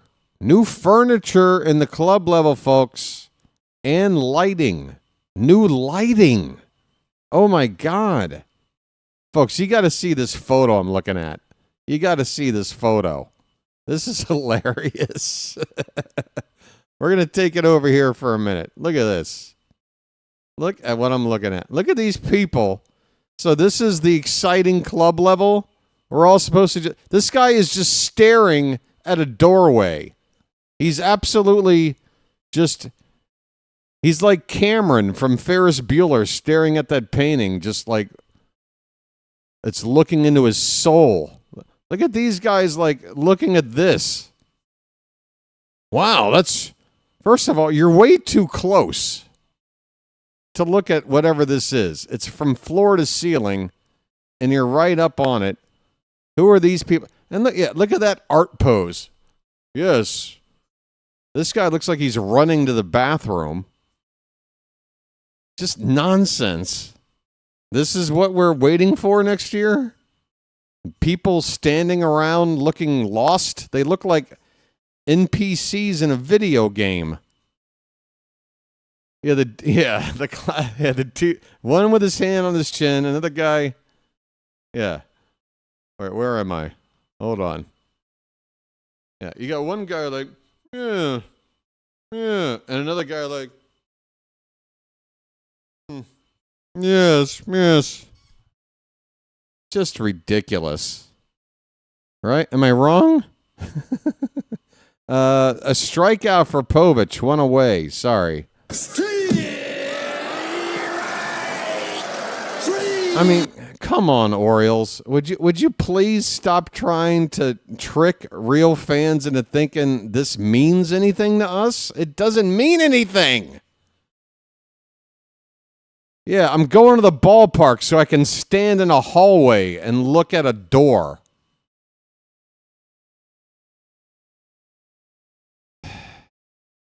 Unbelievable. Can you imagine this kind of crap at Memorial Stadium? Come to Memorial Stadium. We all piss in one big, giant metal bin. We could have a nice photo of that. One guy just taking a leak looking like this. Another guy,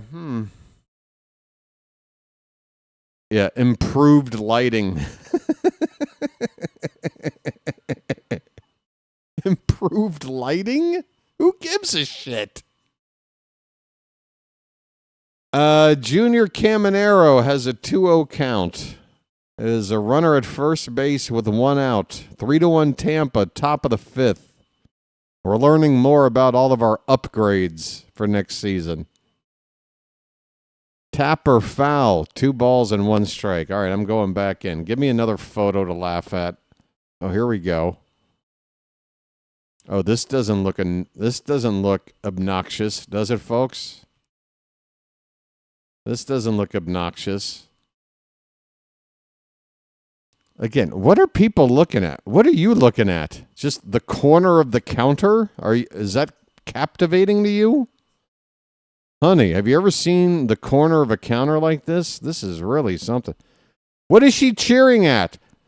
She's staring at a TV screen, reacting to a game that's over here. Hello? Game outside. Why are you here? Base hit in the left field by Caminero on a 3-1 pitch. Puts runners at first and second for the Rays with 1 out. This is so stupid. Yay!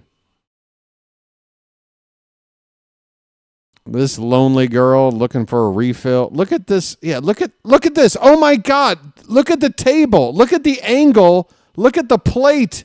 They just clip arted a soda can and a cheeseburger plate and stuck it on a table that's not even like level. Look at this shit. Look at the soda can on top of this soda should just be sliding off the table. So, how many millions of dollars spent in this thing only to give us an image that you spent 8 cents putting together? Come on, Orioles. Look at this Photoshop garbage. Unbelievable. That's just the second image I'm looking at. There's more. We got an 0-1 count on Christopher Morel with 1 out, runners at first and second. Povich, curveball, fouled at the plate. Morel goes down to the ground as he took a foul ball, probably somewhere off his lower leg. He's hobbling. He is hobbling. He's walking around like Daniel Plainview. I drink your milkshake. I drink it up. I take the blood of the land of Bander's Tract. You can sit down now. I drink your milkshake. Here's a ball foul down the third baseline. It's still 0-2 on Morel.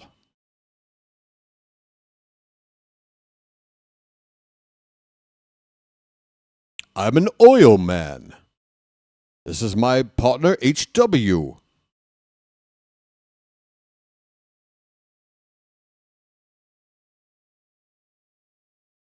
Oh, 2 on Morel.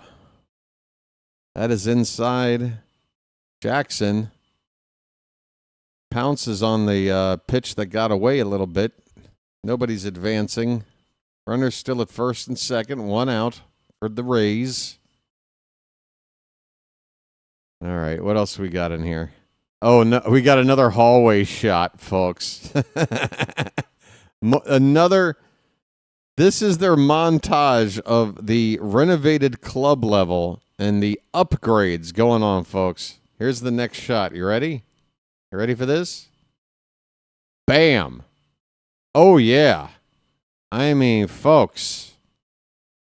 I can't wait to walk down this hallway. Improved lighting. Here's a ground ball to third. Westberg goes to second for 1. Mateo to first. 2. A double play.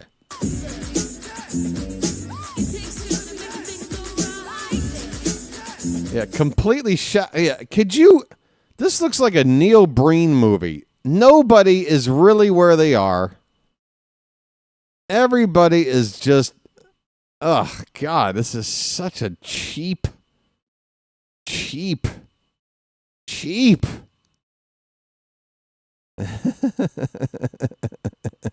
All right, we got any more images here? Okay, we saw that one. We got that one, and then there's this one. Now, what is with all this open, unused space? What a waste. Why do you need 1, 2, 3, 4, 5, 6, 7, 8? Why do you need 8 TVs right here with a 9th one right there? I'm sorry, and a 10th one there and an 11th one there. 11 TVs! More TVs than people. Look at this guy. He's like, please don't take my photo. Nobody's supposed to know I'm here. Just nonsense. All right, what else we got? Ballpark video renovations. Okay, so there's the look at what the new scoreboard's going to be like. Basically, it's a bigger screen, and they're taking off all the things around it. We still have that clock, though, right? We did not mess with the clock, right? I can't tell. Is our clock still there? They're not taking that clock down, right? You already blocked the Bromo Seltzer Tower. Are you now taking the clock down above the scoreboard?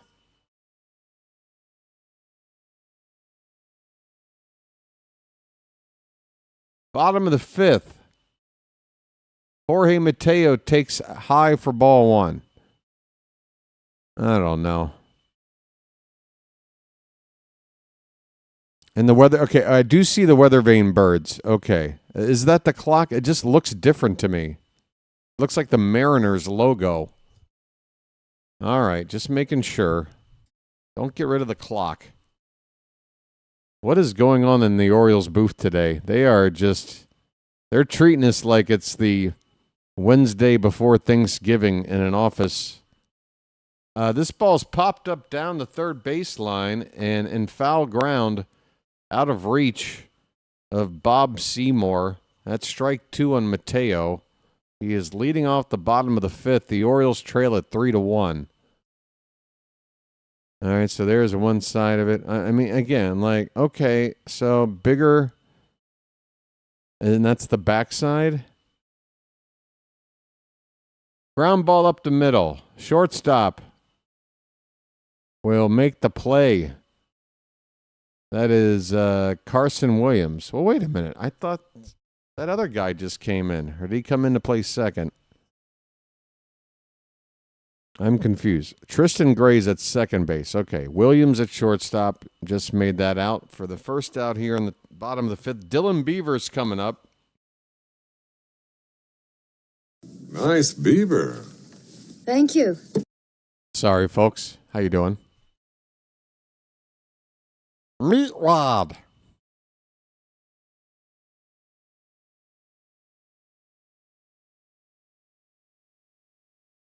Okay, 1-0 on Beavers. 1 out, nobody on in the bottom of the 5th. That's a line drive foul. 1 ball, 1 strike. Oh, boy. What else we got with these upgrades? Premium Club. Folks, premium. It sounds like the upgrades are mostly catered toward people with a lot of money. Rich. Almost like it's a caste system of fans. The 1-2 to Beavers. He lays off a pitch low, 2 balls, 2 strikes. Now, what is this?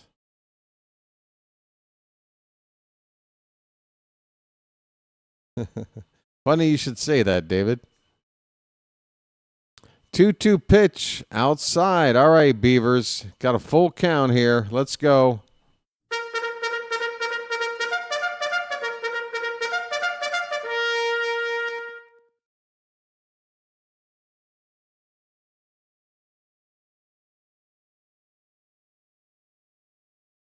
Payoff pitch. Ball 4. Dylan Beavers. All he does is get on base. I'm walking here. I'm walking here. That's all he does.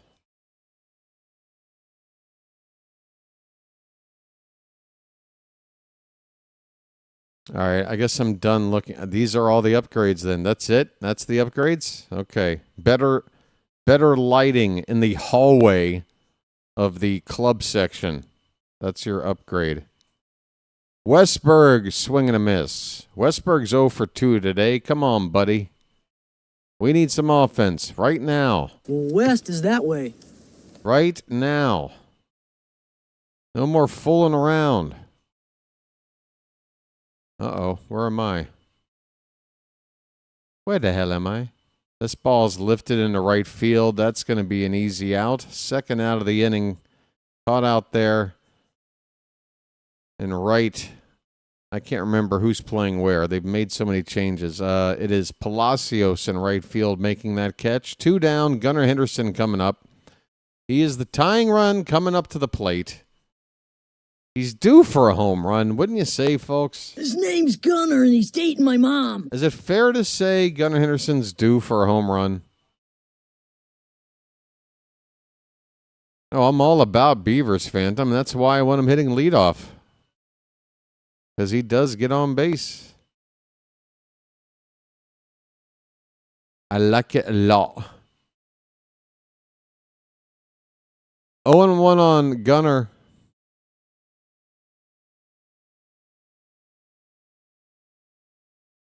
By looking at his uniform, you'd think he's had a busy day. That pitch is up and away. 1 ball, 1 strike. He's 1 for 2. Infield single back in the first. Struck out last time up. 1-1 pitch. That's a line drive. Base hit in the right center field. We've got a 2-out rally cooking. Beavers goes first to third. Come on, folks. Can we get a 2-out rally continued? We need Ryan Mountcastle to come through right now.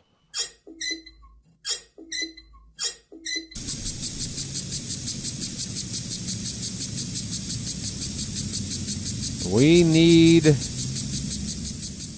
By the way, our friend that I was asking about, just saying all kinds of weird... just non-related things. He just stopped talking, it would appear. Yeah, the last thing he says was confused. Yeah, buddy, I was wondering about the same thing, buddy. What, did I piss you off? I mean, he could have just given me an honest response. Like, what's with all the random... completely non-related comments you're making. Base hit in the right field for Mountcastle. The Orioles will score their second run of the day. A 2-out rally that hasn't ended yet. It's the Rays 3, the Orioles 2. And that's the wrong button. All right.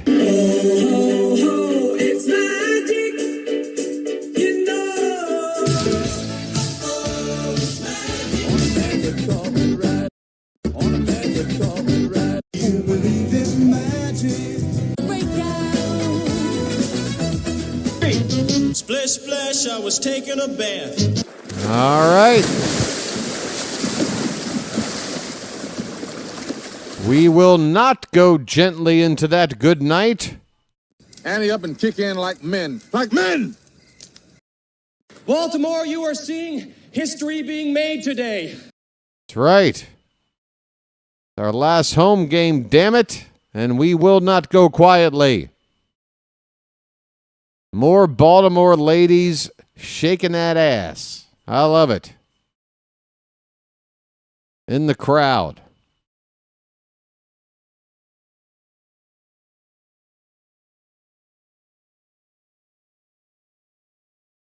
Alex Jackson. Oh, Nick is trying to take credit for this by talking shit earlier. Okay, Nick. Yeah. Thanks, Nick. Thanks for helping. Delusional much?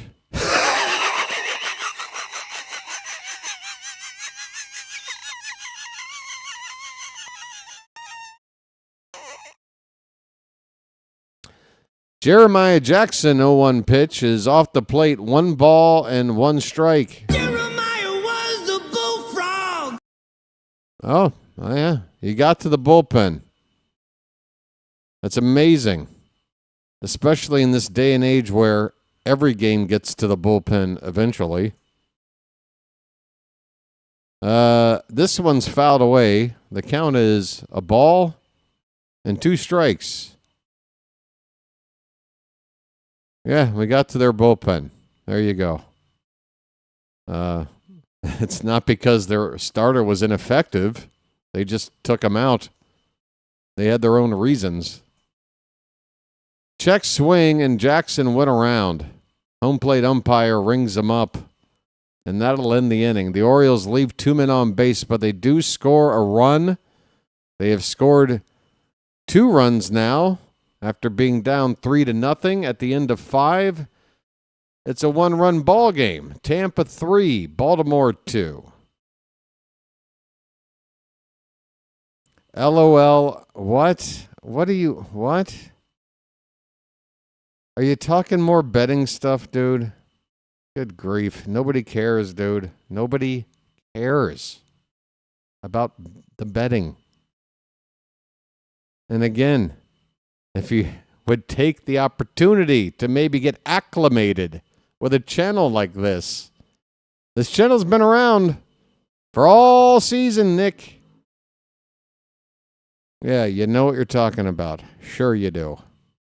All right. I'm going to step away for a minute. I think I need to get up and move around. Be back.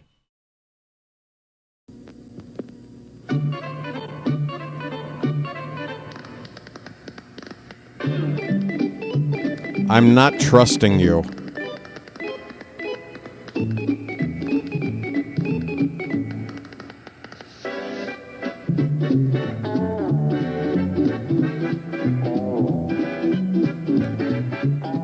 He met a strange friend in the Chesapeake Bay when Monday the Monster...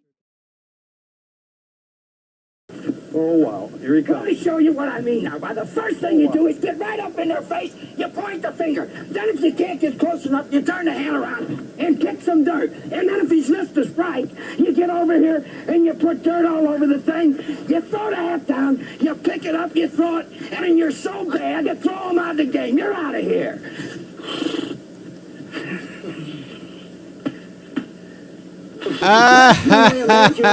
Oh, no, bring that message back.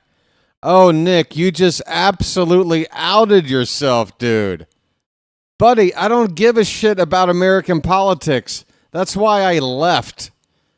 Because guys like you just can't stop focusing on that shit. Liberal channel, I'm out. Ha ha, fucking loser ass leftist. Peace. Yeah, peace. I'm sure that's genuine. That's what you want, right, Nick? Peace? You're the worst, dude. You're so obnoxious. And you were from the jump. I tried to give you some sort of way to, like, hang around and get acclimated. But you had one day on the channel, and now you're forever gone. That's your choice, dude. If you want to be a douchebag everywhere you go, every day, only to be turned away, and now you're off looking for somewhere else to be a nuisance. I mean, what kind of life are you living, dude? What are you doing? But yeah, it's all about politics, right, Nick? Because you're a dick, I'm a leftist. That makes sense. Hey, Nick. Safe travels.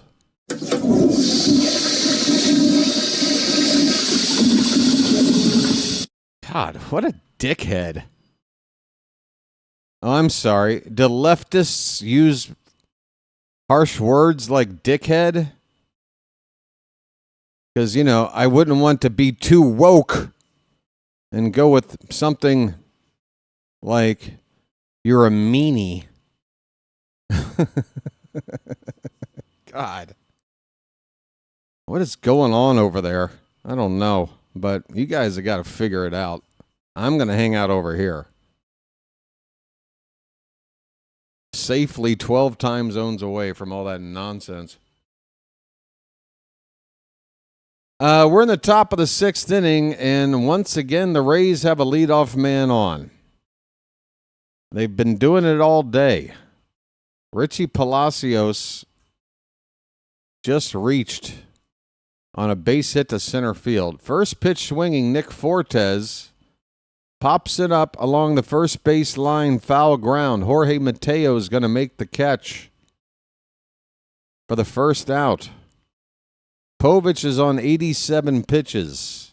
I would assume the Orioles have some bullpen activity going on, but a chance for Povich to finish 6 innings here. 2 more outs to get, and if he gets it without giving up any more runs, it'll go down as a quality start. Carson Williams takes outside for ball 1.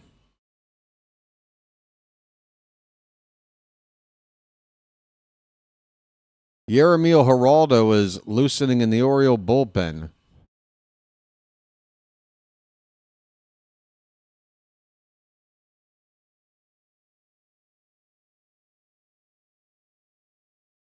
I just knew what that dude was all about. I mean, talk about a snowflake. That boy got triggered, didn't he? Holy cow. 2-0 on Williams. That pitch is outside.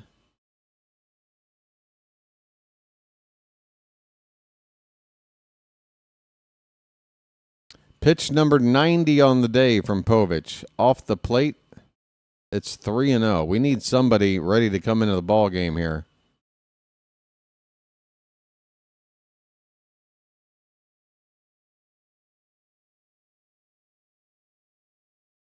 .30 pitch. Fouled off. The Rays have been swinging on counts like 3-0 a lot today. 2-0, 3-0.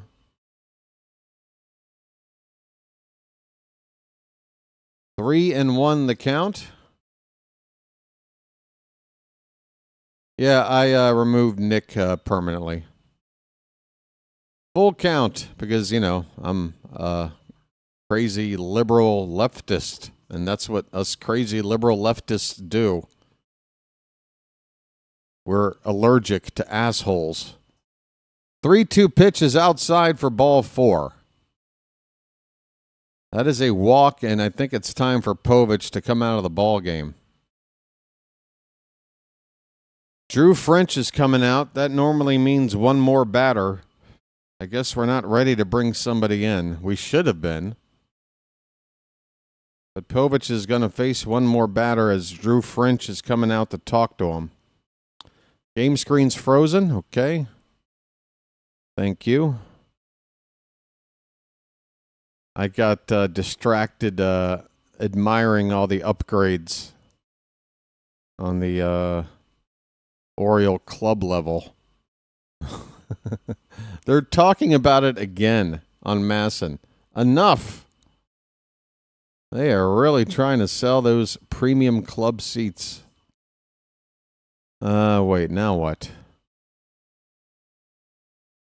Well, the scoreboard is kind of back.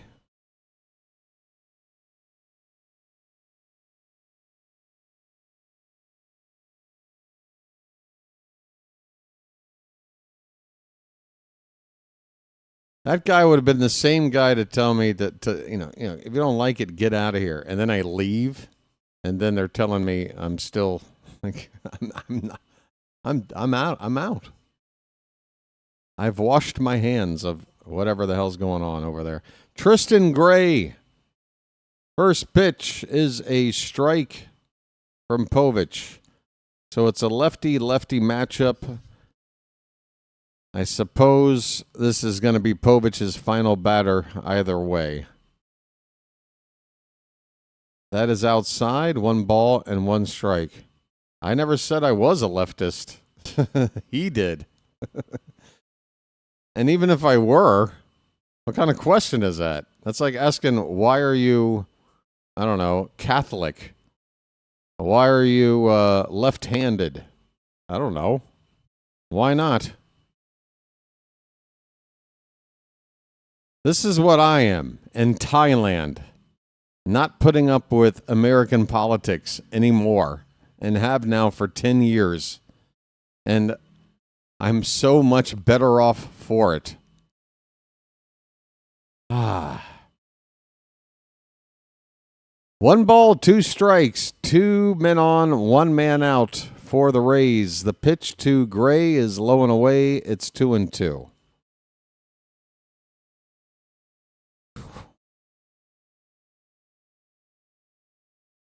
Folks, need I remind you that talking about politics here probably not going to be helpful? Why did he call you a leftist? Your guess is as good as mine. I guess I got under his skin, and if you get under somebody's skin like that, that's their go-to defense mechanism, I guess. That's my best guess. Payoff pitch. Line drive down the right field line. It's a fair ball. That's going to drive in a run.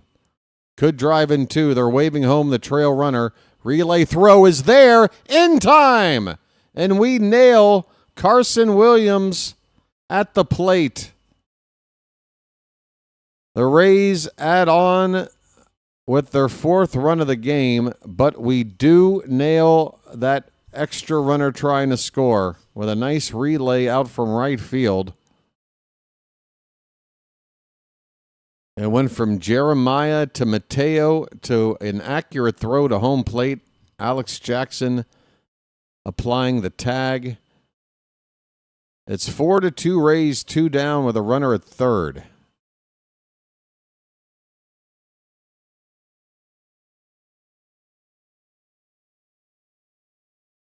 Thank you, Turtle Dove.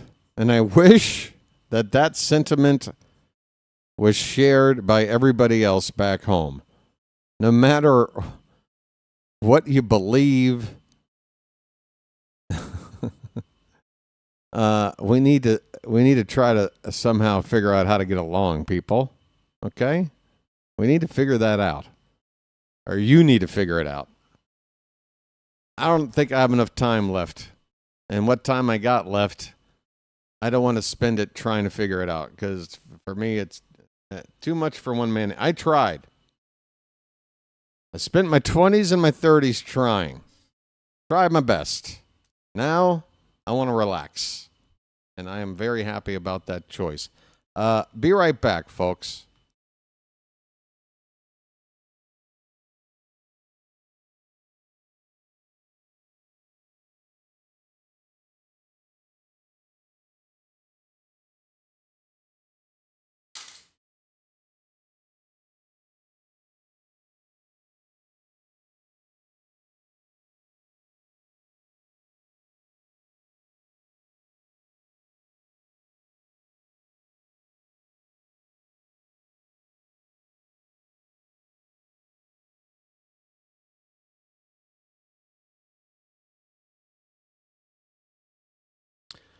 Cantankerous, that's why I still have my connection back to my country of America. Look, it's where I was born. It's what I know.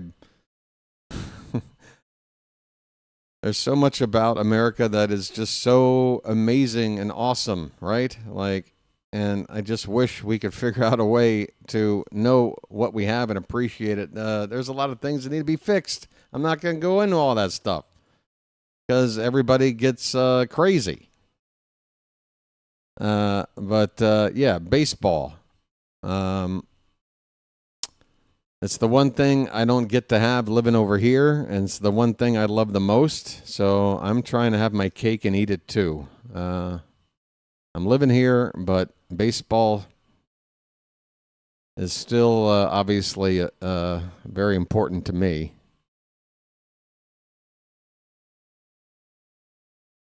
And, maybe not the greatest comparison or analogy, but think about back to when Ripken broke the streak and how that was an event that kind of brought everybody together, right? I mean, there was a lot of tension and frustration felt by fans.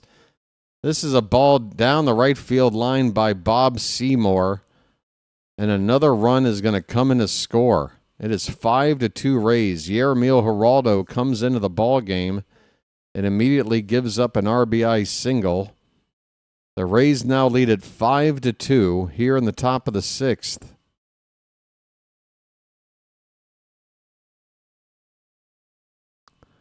So, yeah, I'll just shut up. But I love baseball. What do you want me to tell you? Jake Mangum at the plate. He's 2 for 3. That's a base hit and a right. My goodness. Geraldo has come in, and things are not going well for him. Seymour goes first to third. There are 2 down. The Rays have scored twice in the inning. They have erased the 2 runs the Orioles were able to score since Tampa took that early 3-0 lead. Now 5-2. That's their 12th hit of the day, and we're only 2 out in the 6th. I mean, we've been out hit 12-5. Feel like we should feel fortunate it's only a 3-run game right now. But we need to get this third out now. There goes the runner. Throw down is late.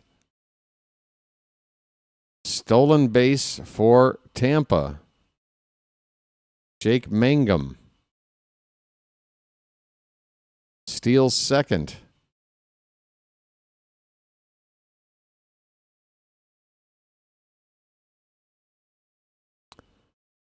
Hello, A's fan.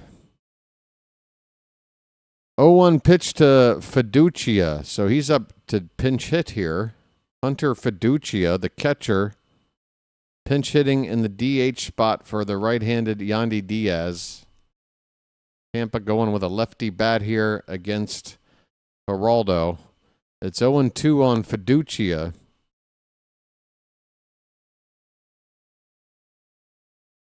Fouled away. We'll do it again.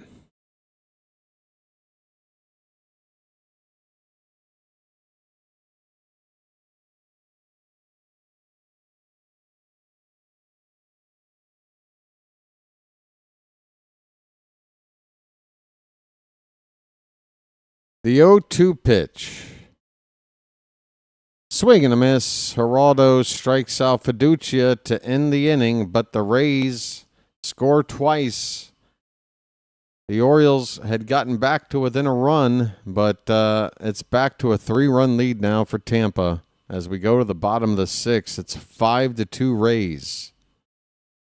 Oh, Povich will definitely be back next year. Turtle Dove, it's just probably not as a member of the rotation.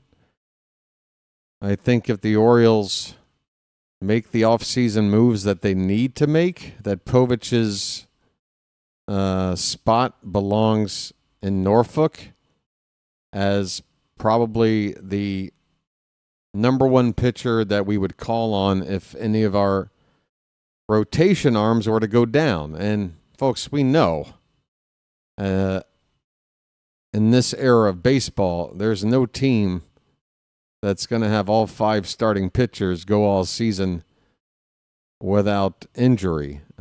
So I don't think so, David. I'd like to see Povich still have a chance to work things out and become a starter. I'm not counting it out.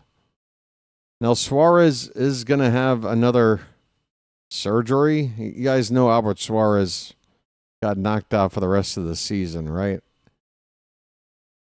I guess if Suarez is not fit for spring training, they might want to look at Povich as a long man kind of a guy. But again, he's still young enough where I don't know if I'd want to.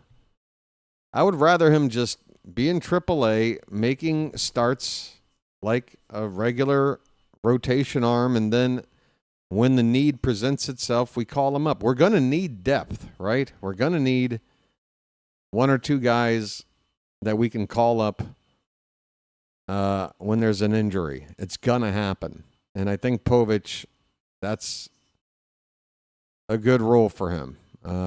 He's gonna make starts next season. I just don't think he should be in the rotation. Colton Cowser looks at ball one. We're in the bottom of the sixth. Folks, anybody in the mood for a rally here? It's the last home game of the season, damn it. It's outside, 2-0. Schultens is still out here pitching. Man, the Rays, all three games have gone to a reliever that has pitched to a large pitch count. And this 2-0 pitch is a strike. 2-1 on Cowser.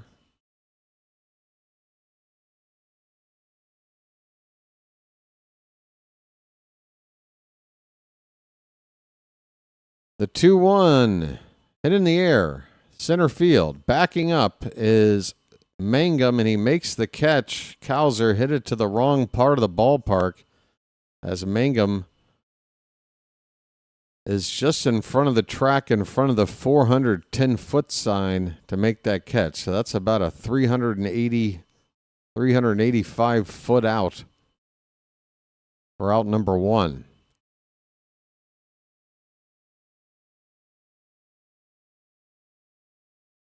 Kobe Mayo looks at a front door sweeper for strike one.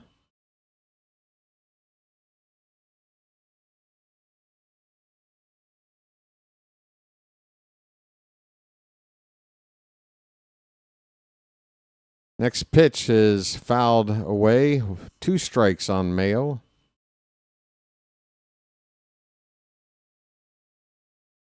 Yeah, Mouse Talk. I hear you, buddy. Got to be better at making contact, particularly in situations where contact is all you really need. There's been so many situations this season where just putting the ball in play would likely have produced a positive result, but you get our players up there always looking to, get that big hit, that 110 mile an hour off the bat, perfectly barreled up hit, and you don't always need that. It's kind of an all or nothing approach. Mayo strikes out here. Speaking of strikeouts, 2 down in the inning. I don't think Mansolino will be the manager next season. I think the entire Oriole fan base would groan if they announced that Mansolino would be the 2026 manager. They're going to have to make an announcement pretty shortly after the end of this season, I would expect. Because if somebody is going to come in, they're going to want to come in as quickly as they can and start to change the atmosphere and direction of this team. But the Orioles are probably right now looking at candidates. They're probably going to set up interviews. Joe Gibbs. Swing and a miss by Jackson. It's 1-2. Yeah, just bring Joe Gibbs back to fix this. Come on, folks. 3 Super Bowls with 3 different quarterbacks. Why can't he get us a pennant? 1-2 on Alex Jackson. Bases empty, 2 down in the bottom of the 6th. Pitch. Laid off, 1 low and away. It's 2-2.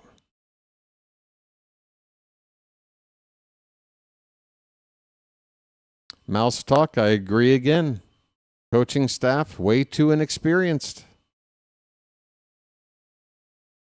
It was a mistake to have every new coach be a first-time coach at their respective positions.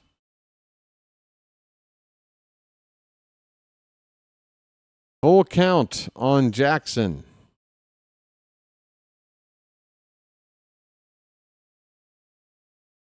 Swing and a miss. Heater in under the hands. Tough pitch. Strikes out. Inning over. 7th inning coming up. The Rays lead it 5-2.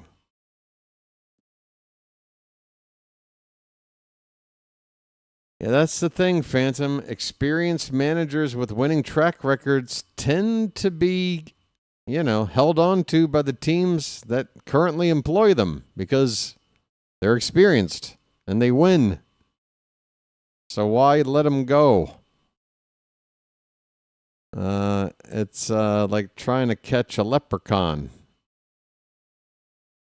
Hopefully, we're going to get somebody that's going to work out. I don't know.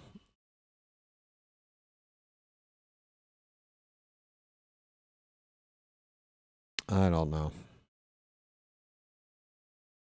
Just know how to manage in-game management and leadership.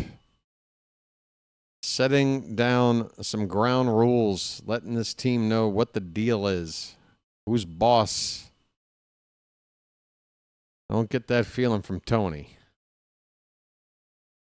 Tony feels like a substitute. You remember whenever you had a substitute teacher come into class and you just knew you would just be able to get away with whatever?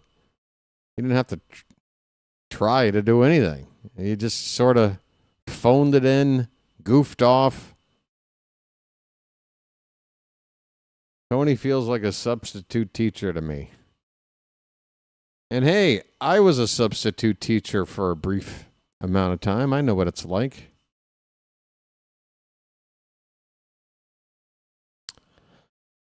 The Mariners are what the Orioles should have been. The Mariners have not won a division title since 2001 when Ichiro was a rookie. I'm so happy for them, and I am rooting for them to win the American League pennant. Cal Raleigh hitting his 60th home run. I watched it. How can he not? How can he not get behind the Mariners? I mean, you can give me a good reason, but for me, it's an easy choice. I want to see them go all the way. Junior Caminero will lead off top of the 7th. Cade Stroud is on the pitch now for Baltimore. First pitch is off the plate, 1-0.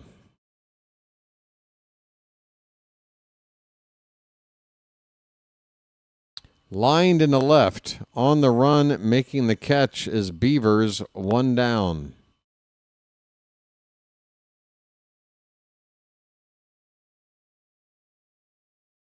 A catcher that hit 60 home runs. It's absolutely bonkers.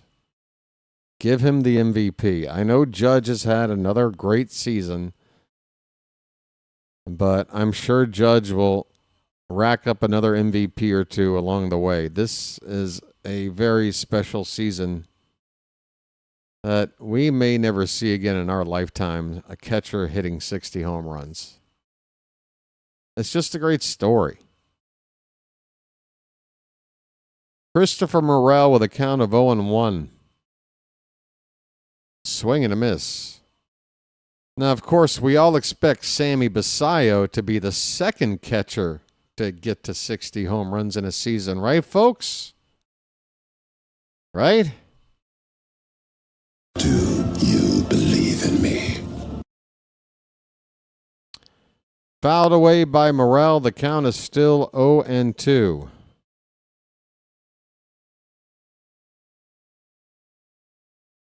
Raleigh is what's wrong with the game, okay?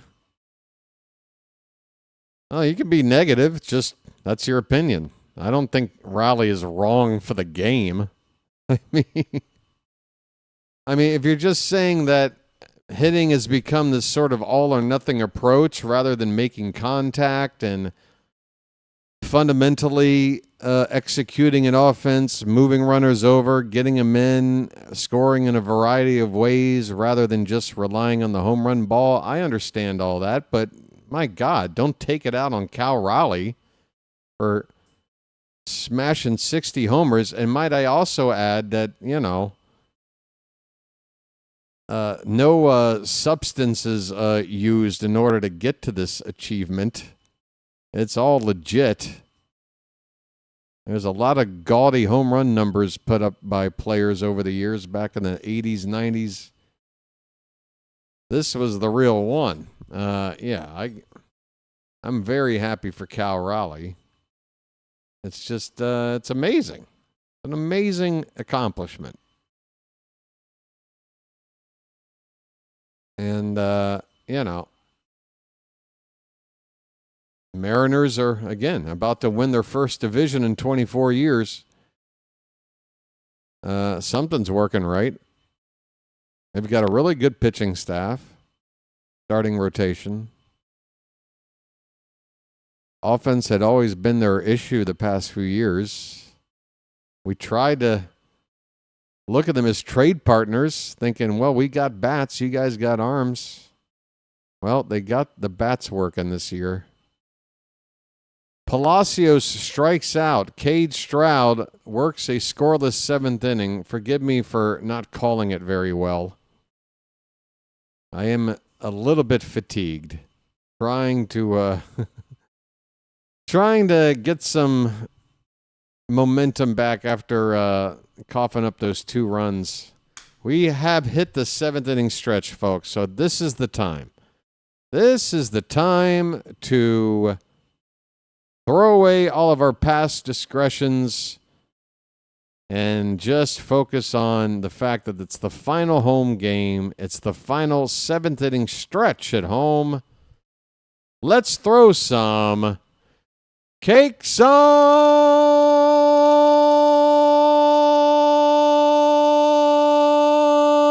the griddle. Folks, get those cakes up in the chat. Folks. Thank God I'm a country boy. Thank God I'm a country boy. Thank God I'm a country boy. Thank God I'm a country boy. What I mean is hitting is all or nothing in today's game. Yeah, that's what I said. I said that must be what you're talking about with no fundamentals. Yeah, you're saying exactly what I thought you were implying, right? So I read you right. And he's the best example. He's the best example because he hit the 60 home runs? I would agree. I would disagree. I would point to a guy like Gunnar Henderson first, who approaches hitting that way, I feel, right? And he's produced 16 home runs. If you're an all or nothing player, but that all or nothing approach produces 60 home runs, that's not the guy to point to as the example. The guy to point to as the example is the guy sitting on a low number of homers, and it affected everything. You know what I'm saying? Like, I know Gunnar may not be the best example. I'd have to look at a list of all the players around the league. But, I mean, come on, man. 60 home runs, dude. Jorge Mateo is coming to the plate. I mean, what about Anthony Santander, right? Anthony Santander is kind of an all-or-nothing guy. Yeah, but again, average versus slugging percentage and OPS. At the end of the day, are you driving in runs? Gunner's definitely having a down year. All right, well, then, according to you, Mouse Talk, Gunnar Henderson should have more MVP votes this season than Cal Raleigh. And you know for a fact that that's absolutely absurd. That is absurd. Are you telling me Gunner's having a better season because it's 30 points higher in average and steals bases? I wholeheartedly disagree. I wholeheartedly disagree. If you're starting a team, well, I'm not starting a team. Who would I rather have had on my team this season? Can I cherry pick my own parameters? I would rather have had Raleigh on my team this season instead of the 8 catchers we went through. We could have had one, and he would have hit 60 homers, which is 4 times as many as our best home run hitter on the team right now. So, yeah, I'll take Raleigh. Mateo strikes out on a 3-2 pitch to begin the bottom of the 7th. Schultens is still out here on the mound. He's thrown 70 pitches. I guess this Rays bullpen is just full of a lot of long relievers. Here's Dylan Beavers. Walked his last time up.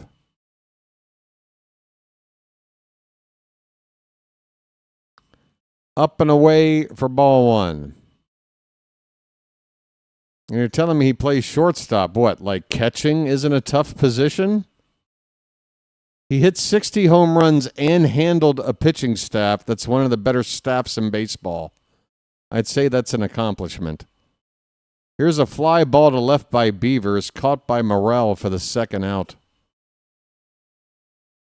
2 down for Jordan Westberg.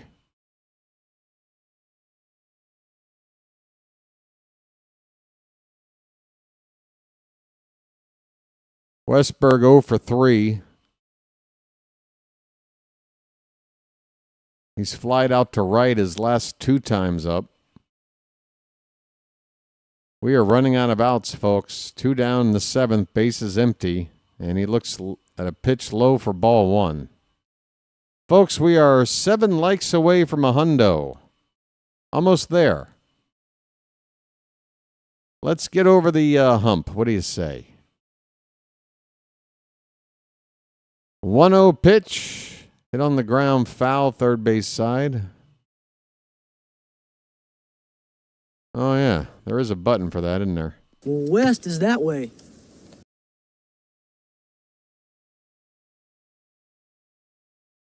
But we're talking about this season, Mouse Talk. I mean, okay. Fouled away. Like, obviously, we talk about these 2 players last season. Gunnar was a runner-up MVP. Raleigh hit half as many homers. Advantage Gunnar. I get it. I don't understand why these 2 players need to be...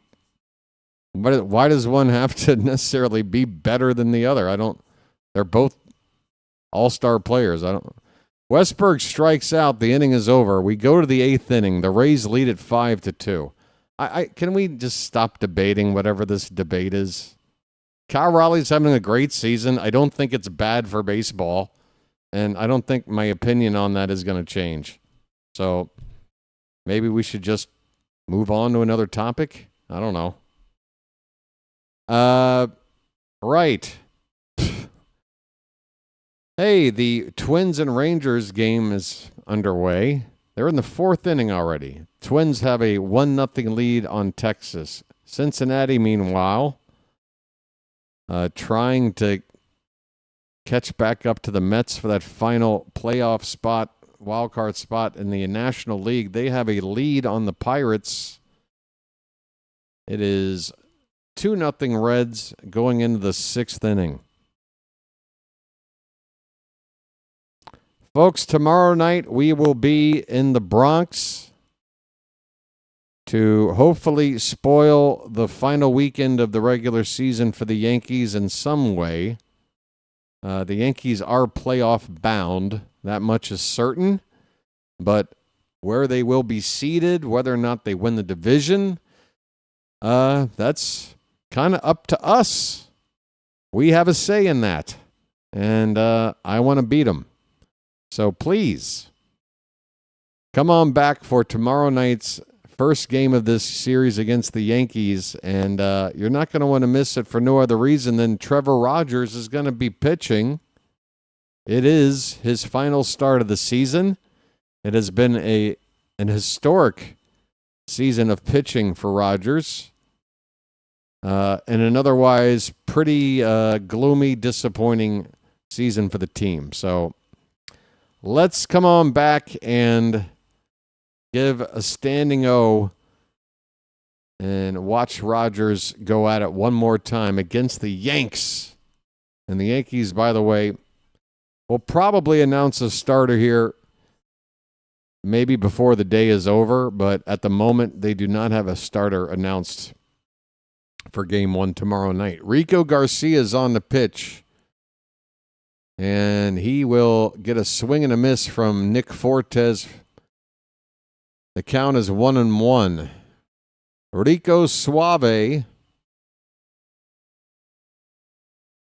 Oh, I'm not upset, dude.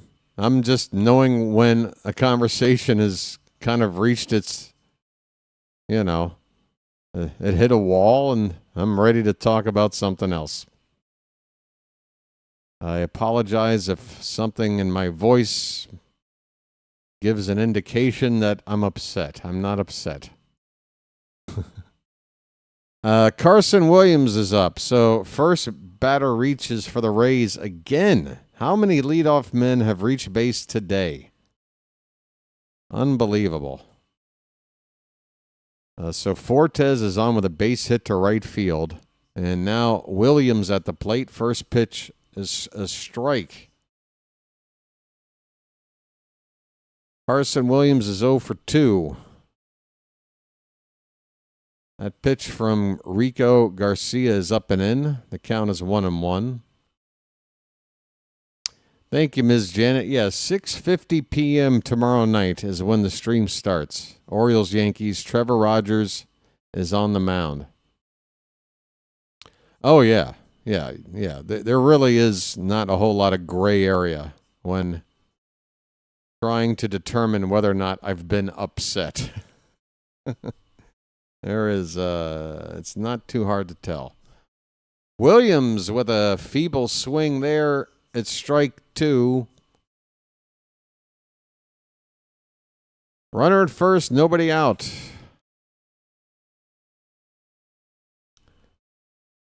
Orioles cannot afford to give up any more runs here. They're down 3 late. Here's a foul ball. Still 1-2. So both the Reds and the Diamondbacks, one game back of the Mets, with 4 games to play. The Reds, I guess, have the head-to-head tiebreaker. Here's a base hit to left by Carson Williams. Man, the Rays have been spraying the ball around today all afternoon. That is their 13th hit of the day. I'm sorry, that is their 14th hit of the day. First and second, nobody out. Honestly, folks, this score could be a lot more lopsided than it is. Rays have had plenty of base runners.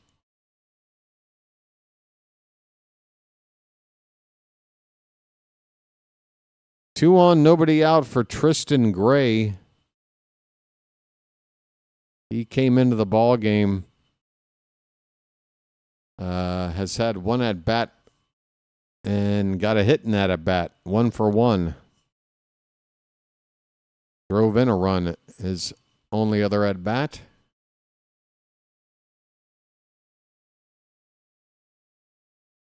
Phantom, we were talking about Povich maybe 15, 20 minutes ago.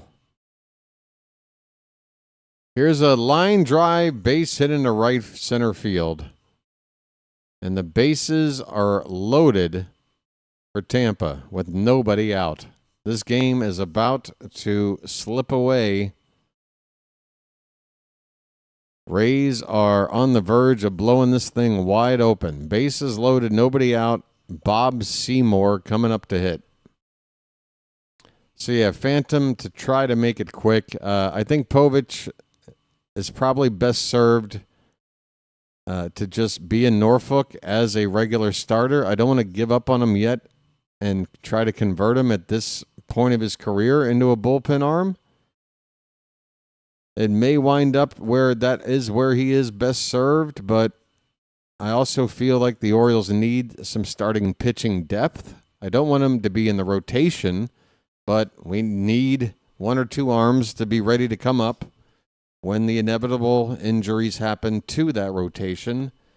And for me, Povich seems like a good candidate for a role like that. Just start like a regular starter, continue that in AAA, work on some things, and you'll inevitably get called up and make some starts. How many? We don't know. One of our guys could go down for a season-ending injury in May, and Povich could wind up making 15, 20 starts anyway. But I think going into the season, just, oh boy, go foul. Please go foul. That ball is foul. That ball had home run distance for Bob Seymour. It would have been a grand slam, but it does go foul. He is 2 for 3 today. He was hitting under 200 before today's game. And another number 9 hitter giving us fits. How many times have we not been able to handle another team's number 9 hitter? Yeah, no worries, Phantom. I hope that answers your question. Fouled away. The count is still 2-2. Because, folks, am I wrong or am I right? We're going to need some decent starters in AAA. Somebody's going to need to come up. Nobody gets through a whole season with 5 arms making 32 starts apiece. It just doesn't happen.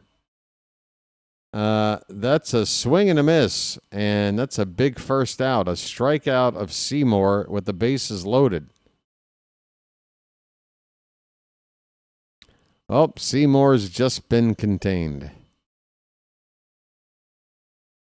With his hat going askew. All right. How about a double play ball to get the hell out of this jam? Mangum looks at a pitch low for ball 1. Mangum with 3 hits today, hitting out of the leadoff spot. A single in the first, another in the 5th, and another in the 6th.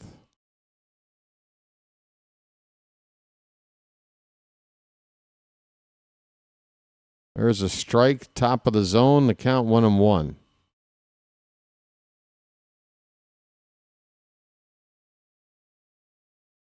Seymour Beavers. Yes. They're going to have to be teammates eventually. Swing and a miss. It's a ball and 2 strikes. That's a good one, Erica.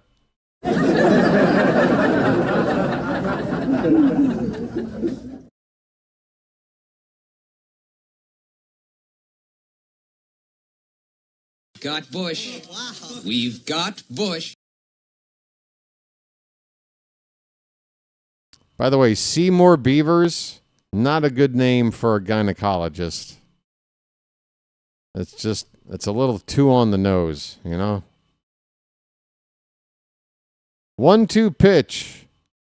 Fouled at the plate. We'll do it again.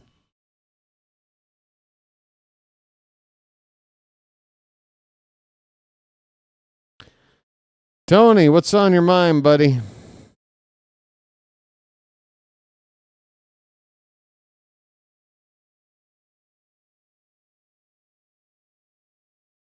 One ball, 2 strikes, 1 out, bases loaded. Pitch. Swing and a miss. Garcia.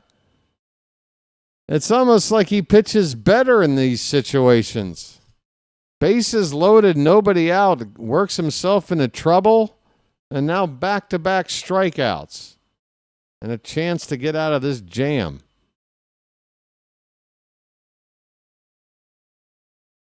All right. Hunter Fiducia.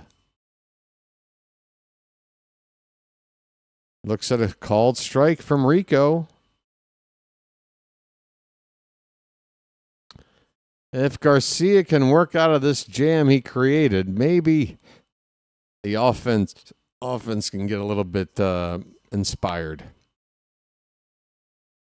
That pitch is up. It's 1-1 on Fiducia. Orioles love Lady Beavers with Mendick.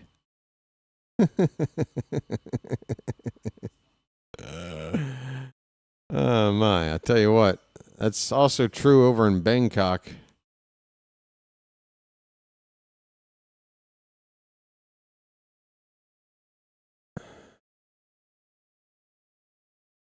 All right, crowd making noise. One strike away from getting out of this jam.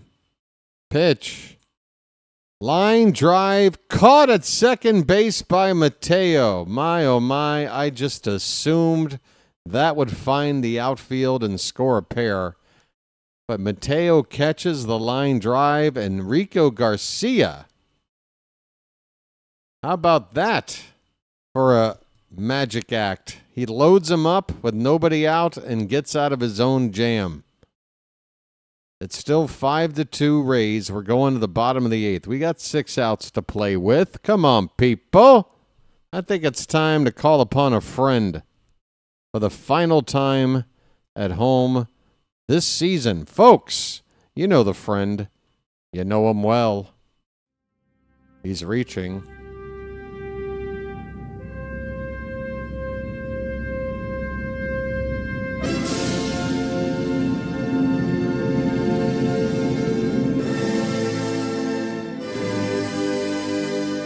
All right. I might have played that sound effect 1 second too long, and now I'll get a copyright claim. Folks, the hat. How you doing? Hey, 3550. Were we on 3550 before the day started? That seems kind of like a nice round number that I would have noticed. Thank you to any new subscribers today. Welcome in. This is the BirdWatcher Channel. And we are 3 likes away from 100 on the day. Folks, you want us to rally? I got the hat on. I did my part. Charm City Chat, I need you to pitch in. Let's get the likes to 100. And that will create... It's like the Big Bang. There's going to be like a butterfly effect. All right? Get to 100 likes, and let's rally. Gunnar Henderson is going to lead it off, I think. Yes, he is. First pitch is off the plate for ball 1. Schultens is out to pitch another inning. 77 pitches. Seems like a good time to get to this guy. He can't pitch forever. Swing and a miss by Gunnar. It's 1-1. What is this photo of Kevin Brown? What is that? What the hell is he looking at? 1-1 pitch. Grounded to second. And Gunnar is retired, 1 down. No bueno. All right. 35-50. It would be nice this weekend to try and push as hard as we can. If we averaged about 15 a game, to get it up to 3,600 for the end of the season. Ryan Mountcastle's 2 for 3. He takes a pitch inside for ball 1. 7.5 what? Inches? I don't think it's going to be over 7.5 inches. All the rain has left the area. So I'm going to have to say less than 7.5 inches of rain out here today.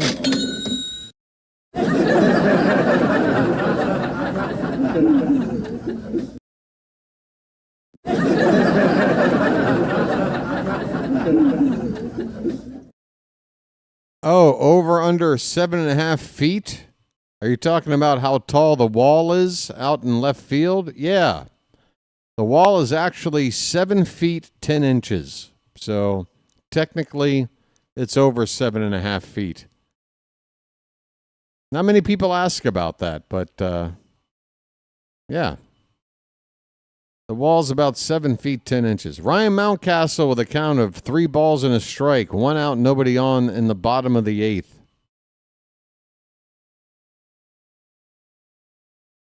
That ball bounces away for ball 4. Mountcastle with a 1-out walk. I'm walking here. I'm walking here. Kevin Brown, what are these photos you're sharing, my friend? What is this motley crew of tennis players we're looking at here? Jeremiah Jackson, up to hit. Jeremiah was the bullfrog. Pop foul, not a play. Well, not out of play. It bounced off the screen. It's behind home plate. Somebody's got to go pick that ball up. Jeremiah 1 for 3 with a double back in the 2nd inning.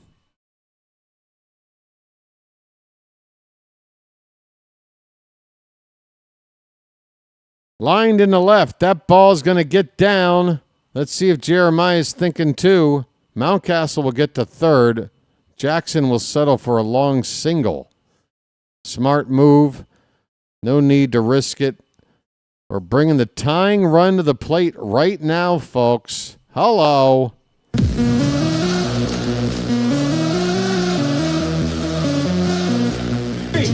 Splish, splash, I was taking a bath.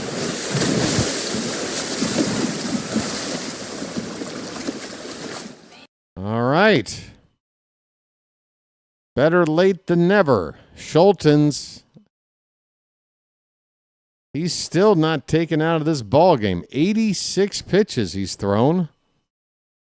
How much do they expect this guy to do? Kevin Kelly is up in the Rays pen. Colton Cowser, the next batter due up. Man, we need Cowser.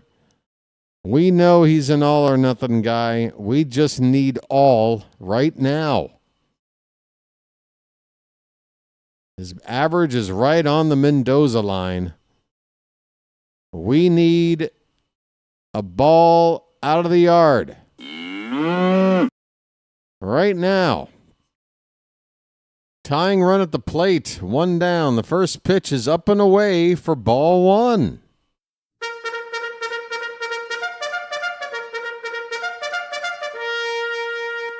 Keegan Aiken is up in the Oriole pen, not actively throwing, just hanging out. 1-0. Outside, 2-0.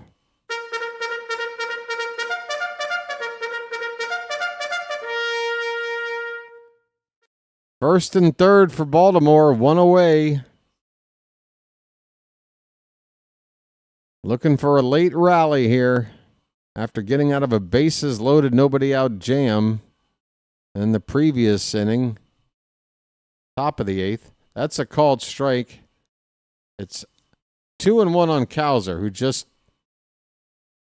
apparently had a bug fly up in his face. Don't let that bug distract you, Cowser. We've got a mission, and that is to see that baseball and square it up. Come on, buddy. 2-1 pitch. Swing and a miss. Late on that fastball. And a tough spot on the outside corner at the knees. Oh, he did have a moth or something up in his face.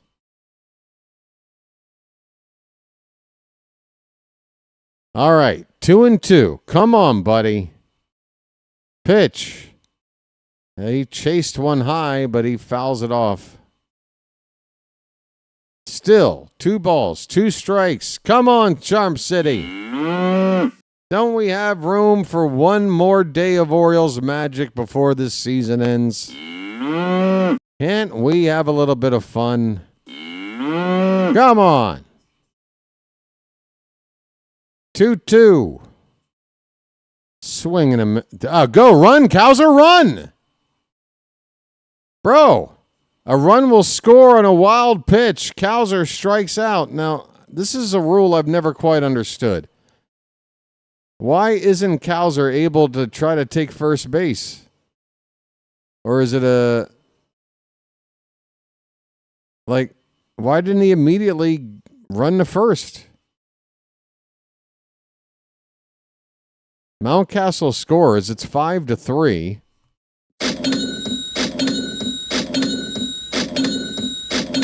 Can somebody explain that rule to me? As much as I like to think I know about baseball, some situations, a wild pitch on a swing and a miss strike 3, you get to run down the first, and if you beat the throw, you make the base. But I think that's only when there's nobody else on base. I think the rule is if there's other people on, but the other thing is I think that's only when it's like a force, like if somebody's on first. But this is a situation where a runner was at third coming in, but then another runner was on first that went to second. I think it's the runner at first base going to second that for whatever reason doesn't allow the batter who struck out to take first. I think that's the way it goes. Hopefully that's the way. I mean, if Cowser just ruined a chance to just get on first base, but you've seen it before, right? Where, like what happened to Cowser, for some reason they don't have they're not entitled to try to go to first. But I think I explained the rule. I'm like 85% sure, if that means anything. Come on, people. Wow, we've turned into just... Now, see, there was talk that I needed to recruit mods. And now look at the chat right now. I'm looking at nothing but mods, which is fine. If the base is unoccupied. All right, so because there was a runner at first, it was technically occupied. But at the same time, they're also moving on the wild pitch. I don't know. Kevin Kelly is the reliever. This is his 40th appearance. Kobe Mayo at the plate. First pitch swinging. Left field. That ball is traveling. That ball is going to go! Bye! Bye! Birdie! Spread the Mayo! Number 10 on the season. And the Orioles, with a late rally, have tied it up at 5-5.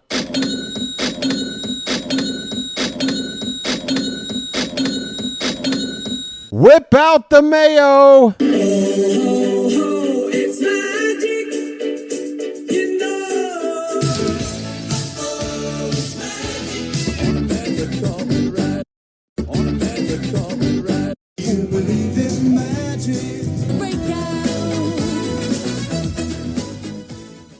We're all tied up. Adley Rutschman's up to pinch hit for Alex Jackson. And he drills one to right. And that ball gets past the fielder. Rutschman hits second base. Is he thinking 3? He is. And he will make it. A 2-out triple for Rutschman. And the would-be go-ahead run 90 feet away. I told you there was magic left. Who put on the hat? Who put on the hat? You tell me, folks.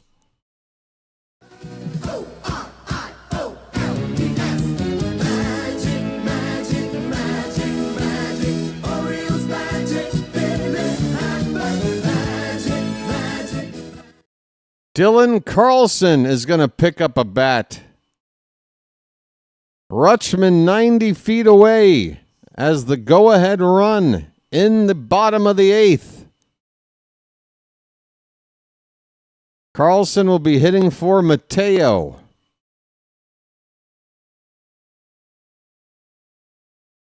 Everybody happy with that decision, I'm sure. Can Dylan Carlson deliver a clutch go-ahead hit First pitch is taken bottom of the zone for a strike. We are tied at 5, and folks, there is some fun being had at the ballpark. The 0-1 is high. 1 ball, 1 strike. Folks. Call it the Baltimore Miracle or some shit.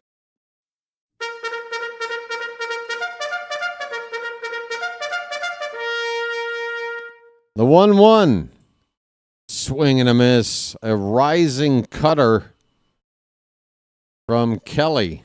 Makes it a ball and 2 strikes. If the Orioles cannot take the lead, if Carlson does make the final out, the Orioles will have the top of the order due up in the bottom of the 9th.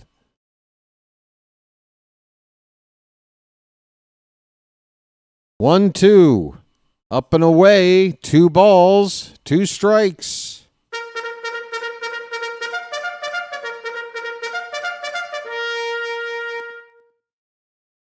Two down with a runner at third. 5-5 game. The pitch. Swing and a miss. Carlson chased one outside and strikes out. But the Orioles tie it up. They got close after being down 3-0, and then the Rays made it a 5-2 game. But a 3-run 8th inning has us tied up. Despite being out-hit 15-8 on the day, we head to the 9th inning, anybody's ball game, 5-5. Folks, we've gone over 100 likes on the like count. And I want to thank you very much for that. I really do. That is a good thing. Now let's take a look at the subscriber count. Folks, if you're watching right now, listen up, okay? You are experiencing the Orioles BirdWatcher Channel. It's a channel that is dedicated to live coverage of Orioles baseball. Channels for everybody. And we want you to come in and be a part of things. Didn't cost you anything. Subscribe today. There's no commitment, there's no obligation, and no salesman will visit your home. You're helping a channel grow. You're helping making it easier for you to find in your list of subscribed channels. And YouTube will be nice enough to make this channel easier for other people to find. The more people that subscribe, we're up to 3554. And the more we get today, the more realistic the chance is of ending Sunday final game on 3,600 or more. That would be good. That'd be a nice way to wrap it up. All right. So, top of the 9th inning, we've got a tie ball game. There's a lot of work still to be done here. It's nice to see the team rally back, but now that we have, we don't want to settle for anything less than a win here. Keegan Aiken is on the pitch. It's his 63rd appearance of the season. And the first pitch of the 9th inning is a fastball in there for a strike. I don't know who's up to hit yet. Is that Caminero? Kind of looks like him. Rutschman stays in the game to catch. Here's a ground ball, second base. Westberg is playing there, and that will retire Caminero. So, yes, Caminero leading off, and he is retired quickly on 2 pitches. Christopher Morel is due up next, and then Richie Palacios. Morel is 1 for 4. He's driven in 2 runs today. First pitch from Aiken is low.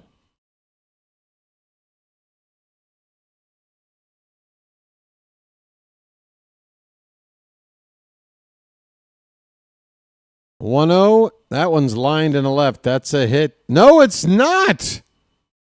Dylan Carlson closing down that line drive. Oh, I got egg on my face, folks. That looked like a double into the corner. Dylan Carlson didn't have a whole lot of time to move, just a few steps, but man, he got there. All right. 2 down for Palacios. First pitch. A little bit low, apparently. Ball 1. He's reached base twice, and the one time he didn't, he drove in a run with a sac fly. Tapper foul. It's 1 ball, 1 strike. Morel's morale.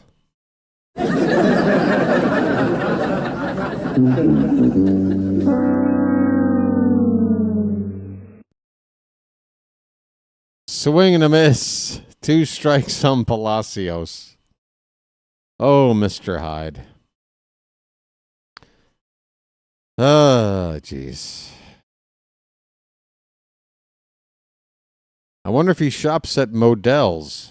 1-2 pitch. Fouled away. We'll do it again. 1 strike away from taking it to the bottom of the 9th and a chance to walk it off. Again, the top of the order will be due up. Beavers, Westberg, and Gunner. If anybody gets on Mountcastle, who's got a home run today. The 1-2 popped up down the left field side. It's going to get out of play.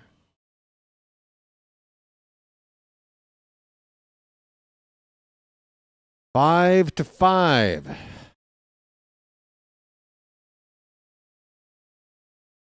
Couple of games have gotten started. Here's a ball hit out towards center. Cowser racing back and will make the catch on the run to end the inning. Folks, Keegan Aiken with a 1-2-3 9th inning, setting it up for the Orioles to walk it off. Beavers, Westberg, Gunner coming up in the bottom of the 9th in our final home game of the season.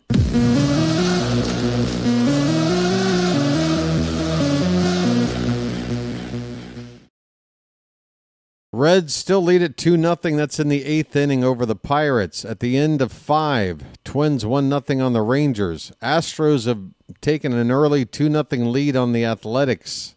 Top of the 2nd. Also top 2, Dodgers have a 2-0 lead on the Diamondbacks. Excuse me. A little bit of water might help.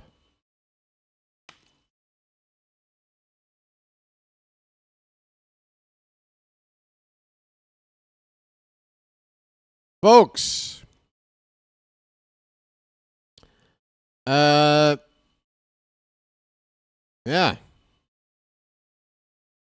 pretty good. Average view time today, over 10 minutes. That's nice and healthy.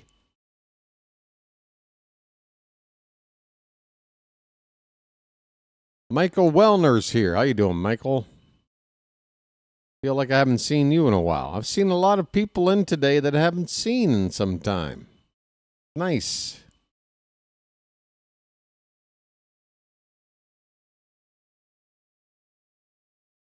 Birdland members save up to 30% on concessions and merchandise. Up to. When you say you save up to 30% on things, that means there's one thing that's 30% off. Everything else can be 1% off. But you get to claim all that stuff is up to 30% off when it's really just one thing. Beavers! Drills one to right! That one's gonna reach Utah! Bye, Birdie! Dylan Beavers has just walked it off on the first pitch he sees in the bottom of the 9th. And that's how we end playing baseball at Camden Yards in 2025. Dylan Beavers, an absolute rocket to right. It is on Utah Street. Unbelievable. The Orioles win it 6-5. That's my leadoff man right there.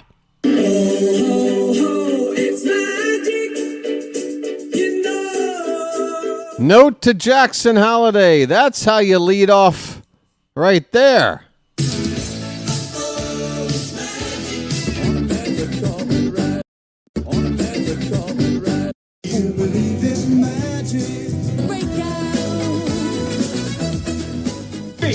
Splish, splash, I was taking a bath. Unbelievable. Unbelievable.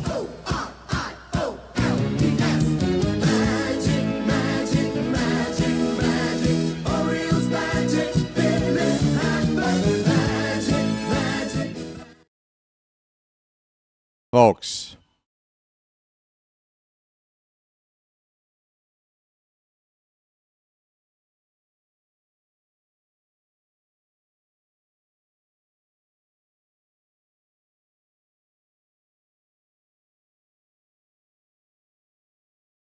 Do you believe in me? Do you believe in me? the power of the hat. Folks, the Orioles season has not been a good one, but we still have some good times, don't we? We walked it off on a Dylan Beavers homer. First pitch of the bottom of the ninth. Absolutely destroyed it. How far did it fly? Let's look. Because that one, 417 feet. I think you need to reverse that 1 and that 7. I'm saying 471. That ball was launched out of here. No doubt shot from the Beeve. He's getting interviewed right now. All right, let's take a look here. Final score 6-5. Keegan Aiken pitching that scoreless top of the ninth will get the win. He's 5-4. Kevin Kelly gets the loss as he only went 1 out, gave up 3 hits, 2 earned runs. That's right. He gave up not only the walk-off in the ninth, he allowed the tying run to score in the 8th. So Kevin Kelly, thank you for your service, sir. Cade Povich with the start today. It was not an impressive start. 5 2/3 innings. He gave up 10 hits and 2 walks. He gave up, on average, more than 2 base runners per inning. But it was never a big inning for the Rays. Oh, no, I take that back. I'm thinking about last night's game. Last night's game, they kept scoring 1 run per inning. They did put up a 3 spot in the 3rd and then a 2 spot in the 6th, but every inning there was traffic, and only 2 of the innings did they put it together and get some runs on the board. Meanwhile, the bullpen comes in and combines to pitch 4 1/3 shutout innings, giving up 5 hits, no walks, and striking out 5 batters. That is a 4-pitcher combo of Yeromil Geraldo, Cade Stroud, Rico Garcia, and Keegan Aiken. At the plate today, Dylan Beavers again gets a chance to hit leadoff. He didn't get his first hit until the final swing of the game, but he did score twice as he walked back in the 5th inning. So 400 on base percentage for Beavers today, reaching base twice in 5 plate appearances. Westberg had a quiet day, 0 for 4. Gunnar had a 2-hit day without an RBI or a run. Mountie with a nice day, 2 for 3, 2 runs scored, a home run, and 2 runs batted in. Jeremiah Jackson with another multi-hit game, 2 for 4 with a run. Cowser, man, what are we gonna do with you, buddy? Average below the Mendoza line, 0 for 3, hitting 199. Kobe Mayo had another home run today, his 10th of the season. A couple of RBI. And we won't talk about the bottom of the order. Alex Jackson, Jorge Mateo combined 0 for 6, combined hitting about 200. Adley Rutschman, though, had a triple, a pinch hit triple. Didn't really amount to anything. It came with 2 down. He didn't score, but nice to see Adley chugging around the bases there. And, yeah, what a nice way to end the home stand and the season of playing baseball in Baltimore. It wasn't a big crowd today, obviously. Let me refresh. They probably got the attendance here. 16,777, the paid attendance. Game time, 2 hours, 54 minutes. And that pretty much puts a bow on game number 159 of the season. 3 left to play.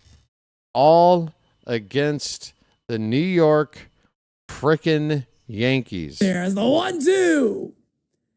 Behind the right center field, there's a base hit. And that one gets away from Jazz. Another run is in. More bad defense from the Yankees. It's 7-0. Jazz could have handled the throw coming in from the outfield. And just like that, it is a 7-0 ball game. I just fucking take the whole team off the field, man. Take the whole team off the field. Take the whole team off the field. Take them all. Get them all fucking out of here. I'm so done. I can't even look at this anymore, man. I can't look at this shit anymore. This is pathetic. This is truly Stick disgusting. a fork in the Yankees. They're done, baby. Stick a fork in them. The 3-2 pitch. Hit in the air to right field and deep. And the Mets have taken the lead.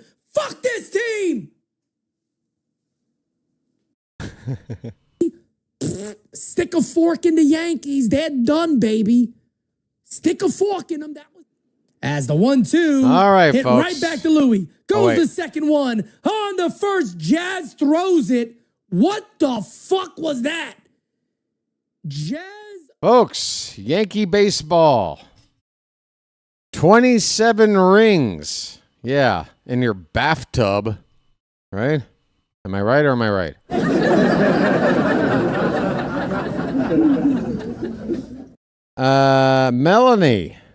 Melanie, I got to admit today, Melanie's pulling out all the stops.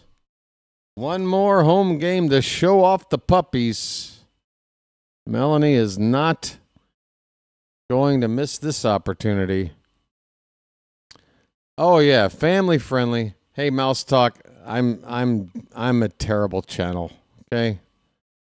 I drop some bad words. I make all kinds of innuendos and disgusting observations. I'm a terrible... What was it somebody said about my channel or me once? Like, I'm sickening or something. Somebody... Oh, no, I know what you meant, Mouse. You're talking about Pete, who runs NYY Underground, Yankee play-by-play caller. But I'm just letting you know, I'm not free of, you know, I don't get off scot-free. I made an effort the first season of this channel to really be, you know, family-friendly. Like, keep all the cursing out, you know. Call the game straight. But as time has gone on, I guess my personality just could not be held back. And now there's just this, yeah, I'm just constantly making stupid jokes. But anyway, look, let's talk about tomorrow night's game because it's 3:10 a.m. over here. I plan on going back to bed now and getting ready for the Yankees coming up tomorrow night. I'm going to check one more time to see if the Yankees did indeed announce a starter for tomorrow yet. And the answer to that is no. Trevor Rogers will be facing somebody tomorrow night. We don't know yet, but I don't care who the Yankees put out there. I'm going to put my faith in Trevor Rogers to be the better of the two. This game's going to be on MLB Network. All right, well, then I better not have any issues tomorrow. 7:05 for the first pitch. The stream will start at 6:50. Just to let you know, the final two games of the season. On Saturday, it's an afternoon game. 1:05 p.m. first pitch. That stream will start at 12:50 p.m. That will match up Tomoyuki Sagano against Cam Schlitter. And then the final game of the season, 3:05 p.m. first pitch. Which, why are you doing that? I don't know when the Ravens are playing, but a 3:05 start means it's either starting in the middle of a Ravens game, or if the Ravens play at 4, it's going to bleed into that. Hopefully, it's not going to prevent too many of you from staying away. It's the last game of the season. Kyle Bradish is going to make his final start. And he's looked good out there, has Bradish. He will be facing Louis Heel at 3:05 p.m. on Sunday. For that stream will start at 2:50 p.m. And then that's it, folks. Playoffs will be coming up. We're not in it, but this channel is not going to fold up the tent. I will be calling games during the postseason. I initially had said that I'm only going to focus on the later games because why would I force myself to wake up in the middle of the night to call an afternoon playoff game when it's not my team? But after talking to my buddy JJ, I've realized I really do need to just, my body is so ready to just take a vacation. Just get back to a normal sleep schedule, get to enjoy the evenings out doing something and all that, So knowing that this season was going to end without a postseason, I guess my mind was just ready to be like, oh, I can't wait to just stop doing this and take a break. But the reality is I need to just call as many games as I can. Keep the channel as, active as I can for as long as I can. And then once, the postseason's over, this experimental content I'll be doing starting at the end of October, beginning of November. I have no idea how that's going to go. And if it goes terribly, then again, it would probably be in my best interests to call as many playoff games as I can. So that's what I'm going to do. I think I'm going to keep it to just one per day, but I don't know. I'm going to play it by ear. I'm probably going to pick whichever game I feel might be the least covered among other play-by-play content creators on YouTube to try to avoid crazy competition, If everybody's calling, if it's going to be a Yankees-Red Sox, see, that's a tough call. I mean, I feel like people that tune into my channel would probably want to see that series called, even though it's kind of hard to pick who to root for there. You just want them both to lose, honestly, but I don't know. Again, if I had my druthers, I'm calling the Mariners in the American League, and I'm calling the Cubs in the National League. But either way, there will be October content coming up. More baseball. Not Orioles, but postseason stuff. And it should be fun. Let's watch the 83 World Series. I can't really, Matt, without getting a copyright. I can, but it would be demonetized. I tell you what, if you guys want to chip in and total like $20, I'll do it. Because there'll be no ad revenue. They will copy. We'll do it. They might even shut it down like midstream. I'm not sure. Probably not, but it's possible. But definitely once the stream ends, they will demonetize it. I know this because I've called retro games in the past. And in the first season, I wasn't monetized yet, so I had no idea that would be how it would work. But this spring, I did it a second time with a monetized channel, and it was nothing but copyright claims and demonetized games for those retro games. They're fun to do, but if like 5 people throw in $4, we can make it happen. I'll just write it off as we'll turn off the ads. We'll do it on the down low. In fact, I might even be able to. You know what I need? Well, no, I can't do that. I'm thinking of ways, folks. I'm thinking of ways of working around YouTube stuff. But always remember that I don't have any plans to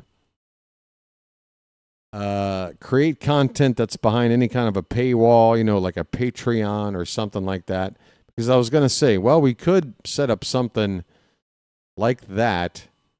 But then, if you don't have access, you don't have a way to watch it. I want everybody to be able to have access to whatever I'm putting on this channel. You know what I mean? I did for this month, Janet. We're just a few days away from October, and I will give out some in October. Even though we're done playing baseball, free Magic membership for 1 month during the postseason is something. Oh, I'll give away those free ones. I'll give them away. All right. I'm tired. And what a finish. What a finish. Can I go back and listen to that Beavers call? Is that possible? When did it happen? Must have been about here somewhere? 6:50. Just to let you know, myself to wake up in the middle of the night. Call the game straight. Have I been talking for like a half hour straight? How long have I been talking? Are you kidding me? Amount to anything. It came with 2 down. Unbelievable. There's no way I've been talking this long. All right, here we go. Here's the call, folks. Here's the call. Beavers drills one to right. That one's going to reach Utah. Bye, birdie. Dylan Beavers has just walked it off on the first pitch he sees in the bottom of the 9th. And that's how we end playing baseball at Camden Yards in 2025. Dylan Beavers, an absolute rocket to right. It is on Utah Street. Unbelievable. The Orioles win it 6-5. Lovely. Not a bad way to wrap up 81 home games. All right, folks. That's going to do it for me. I don't know if anyone's calling these handful of games that are on right now. Let's see. Well, the Pittsburgh game just went final, so no good for Dr. Delay. Reds win that one 2-1. So the pressure is on the Mets. The Reds have won already. I don't think anybody else is calling. I'll take a look. We're up to 3,555 subscribers. If we average 15 a game, these final 3, we hit 3,600, folks. Everybody do whatever they can to help get that sub count up. I'd appreciate it. I know I'm going to try. I'm looking on the YouTube right now, see if anybody I know is streaming. And, well, I'm not taking you there because I don't like how that guy runs his channel, to be perfectly honest with you. So I think I'm just signing off, folks. That's going to do it. We are done. Baseball at Camden Yards in 2025 is over. The Orioles do take the series against the Rays. We really needed a sweep. If we had a chance to catch up to them, we would have. Had we won Game 2, we would be sitting right now in the same record. But we're going to need a lot of help, and we're going to have to beat these Yankees this weekend if we're going to get out of last place. Otherwise, that's it. 2025 wrapping up. And it's been a pleasure. We'll go over everything as we watch the Yankees starting tomorrow. But yeah, season's wrapping up. I'm getting a little bit, kind of like that postpartum depression or whatever you call it. Like getting a little bit sad.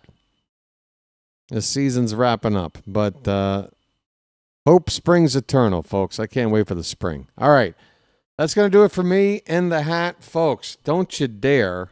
By the way, where is my and also, by the way, for the weekend, folks, if you're feeling generous, final weekend to maybe send a super chat or two to help out the channel, get through the winter months. BW's got to hunker down and put up a tarp and get through these cold winter months, even though it's going to be 88 degrees every day where I am. You feel me?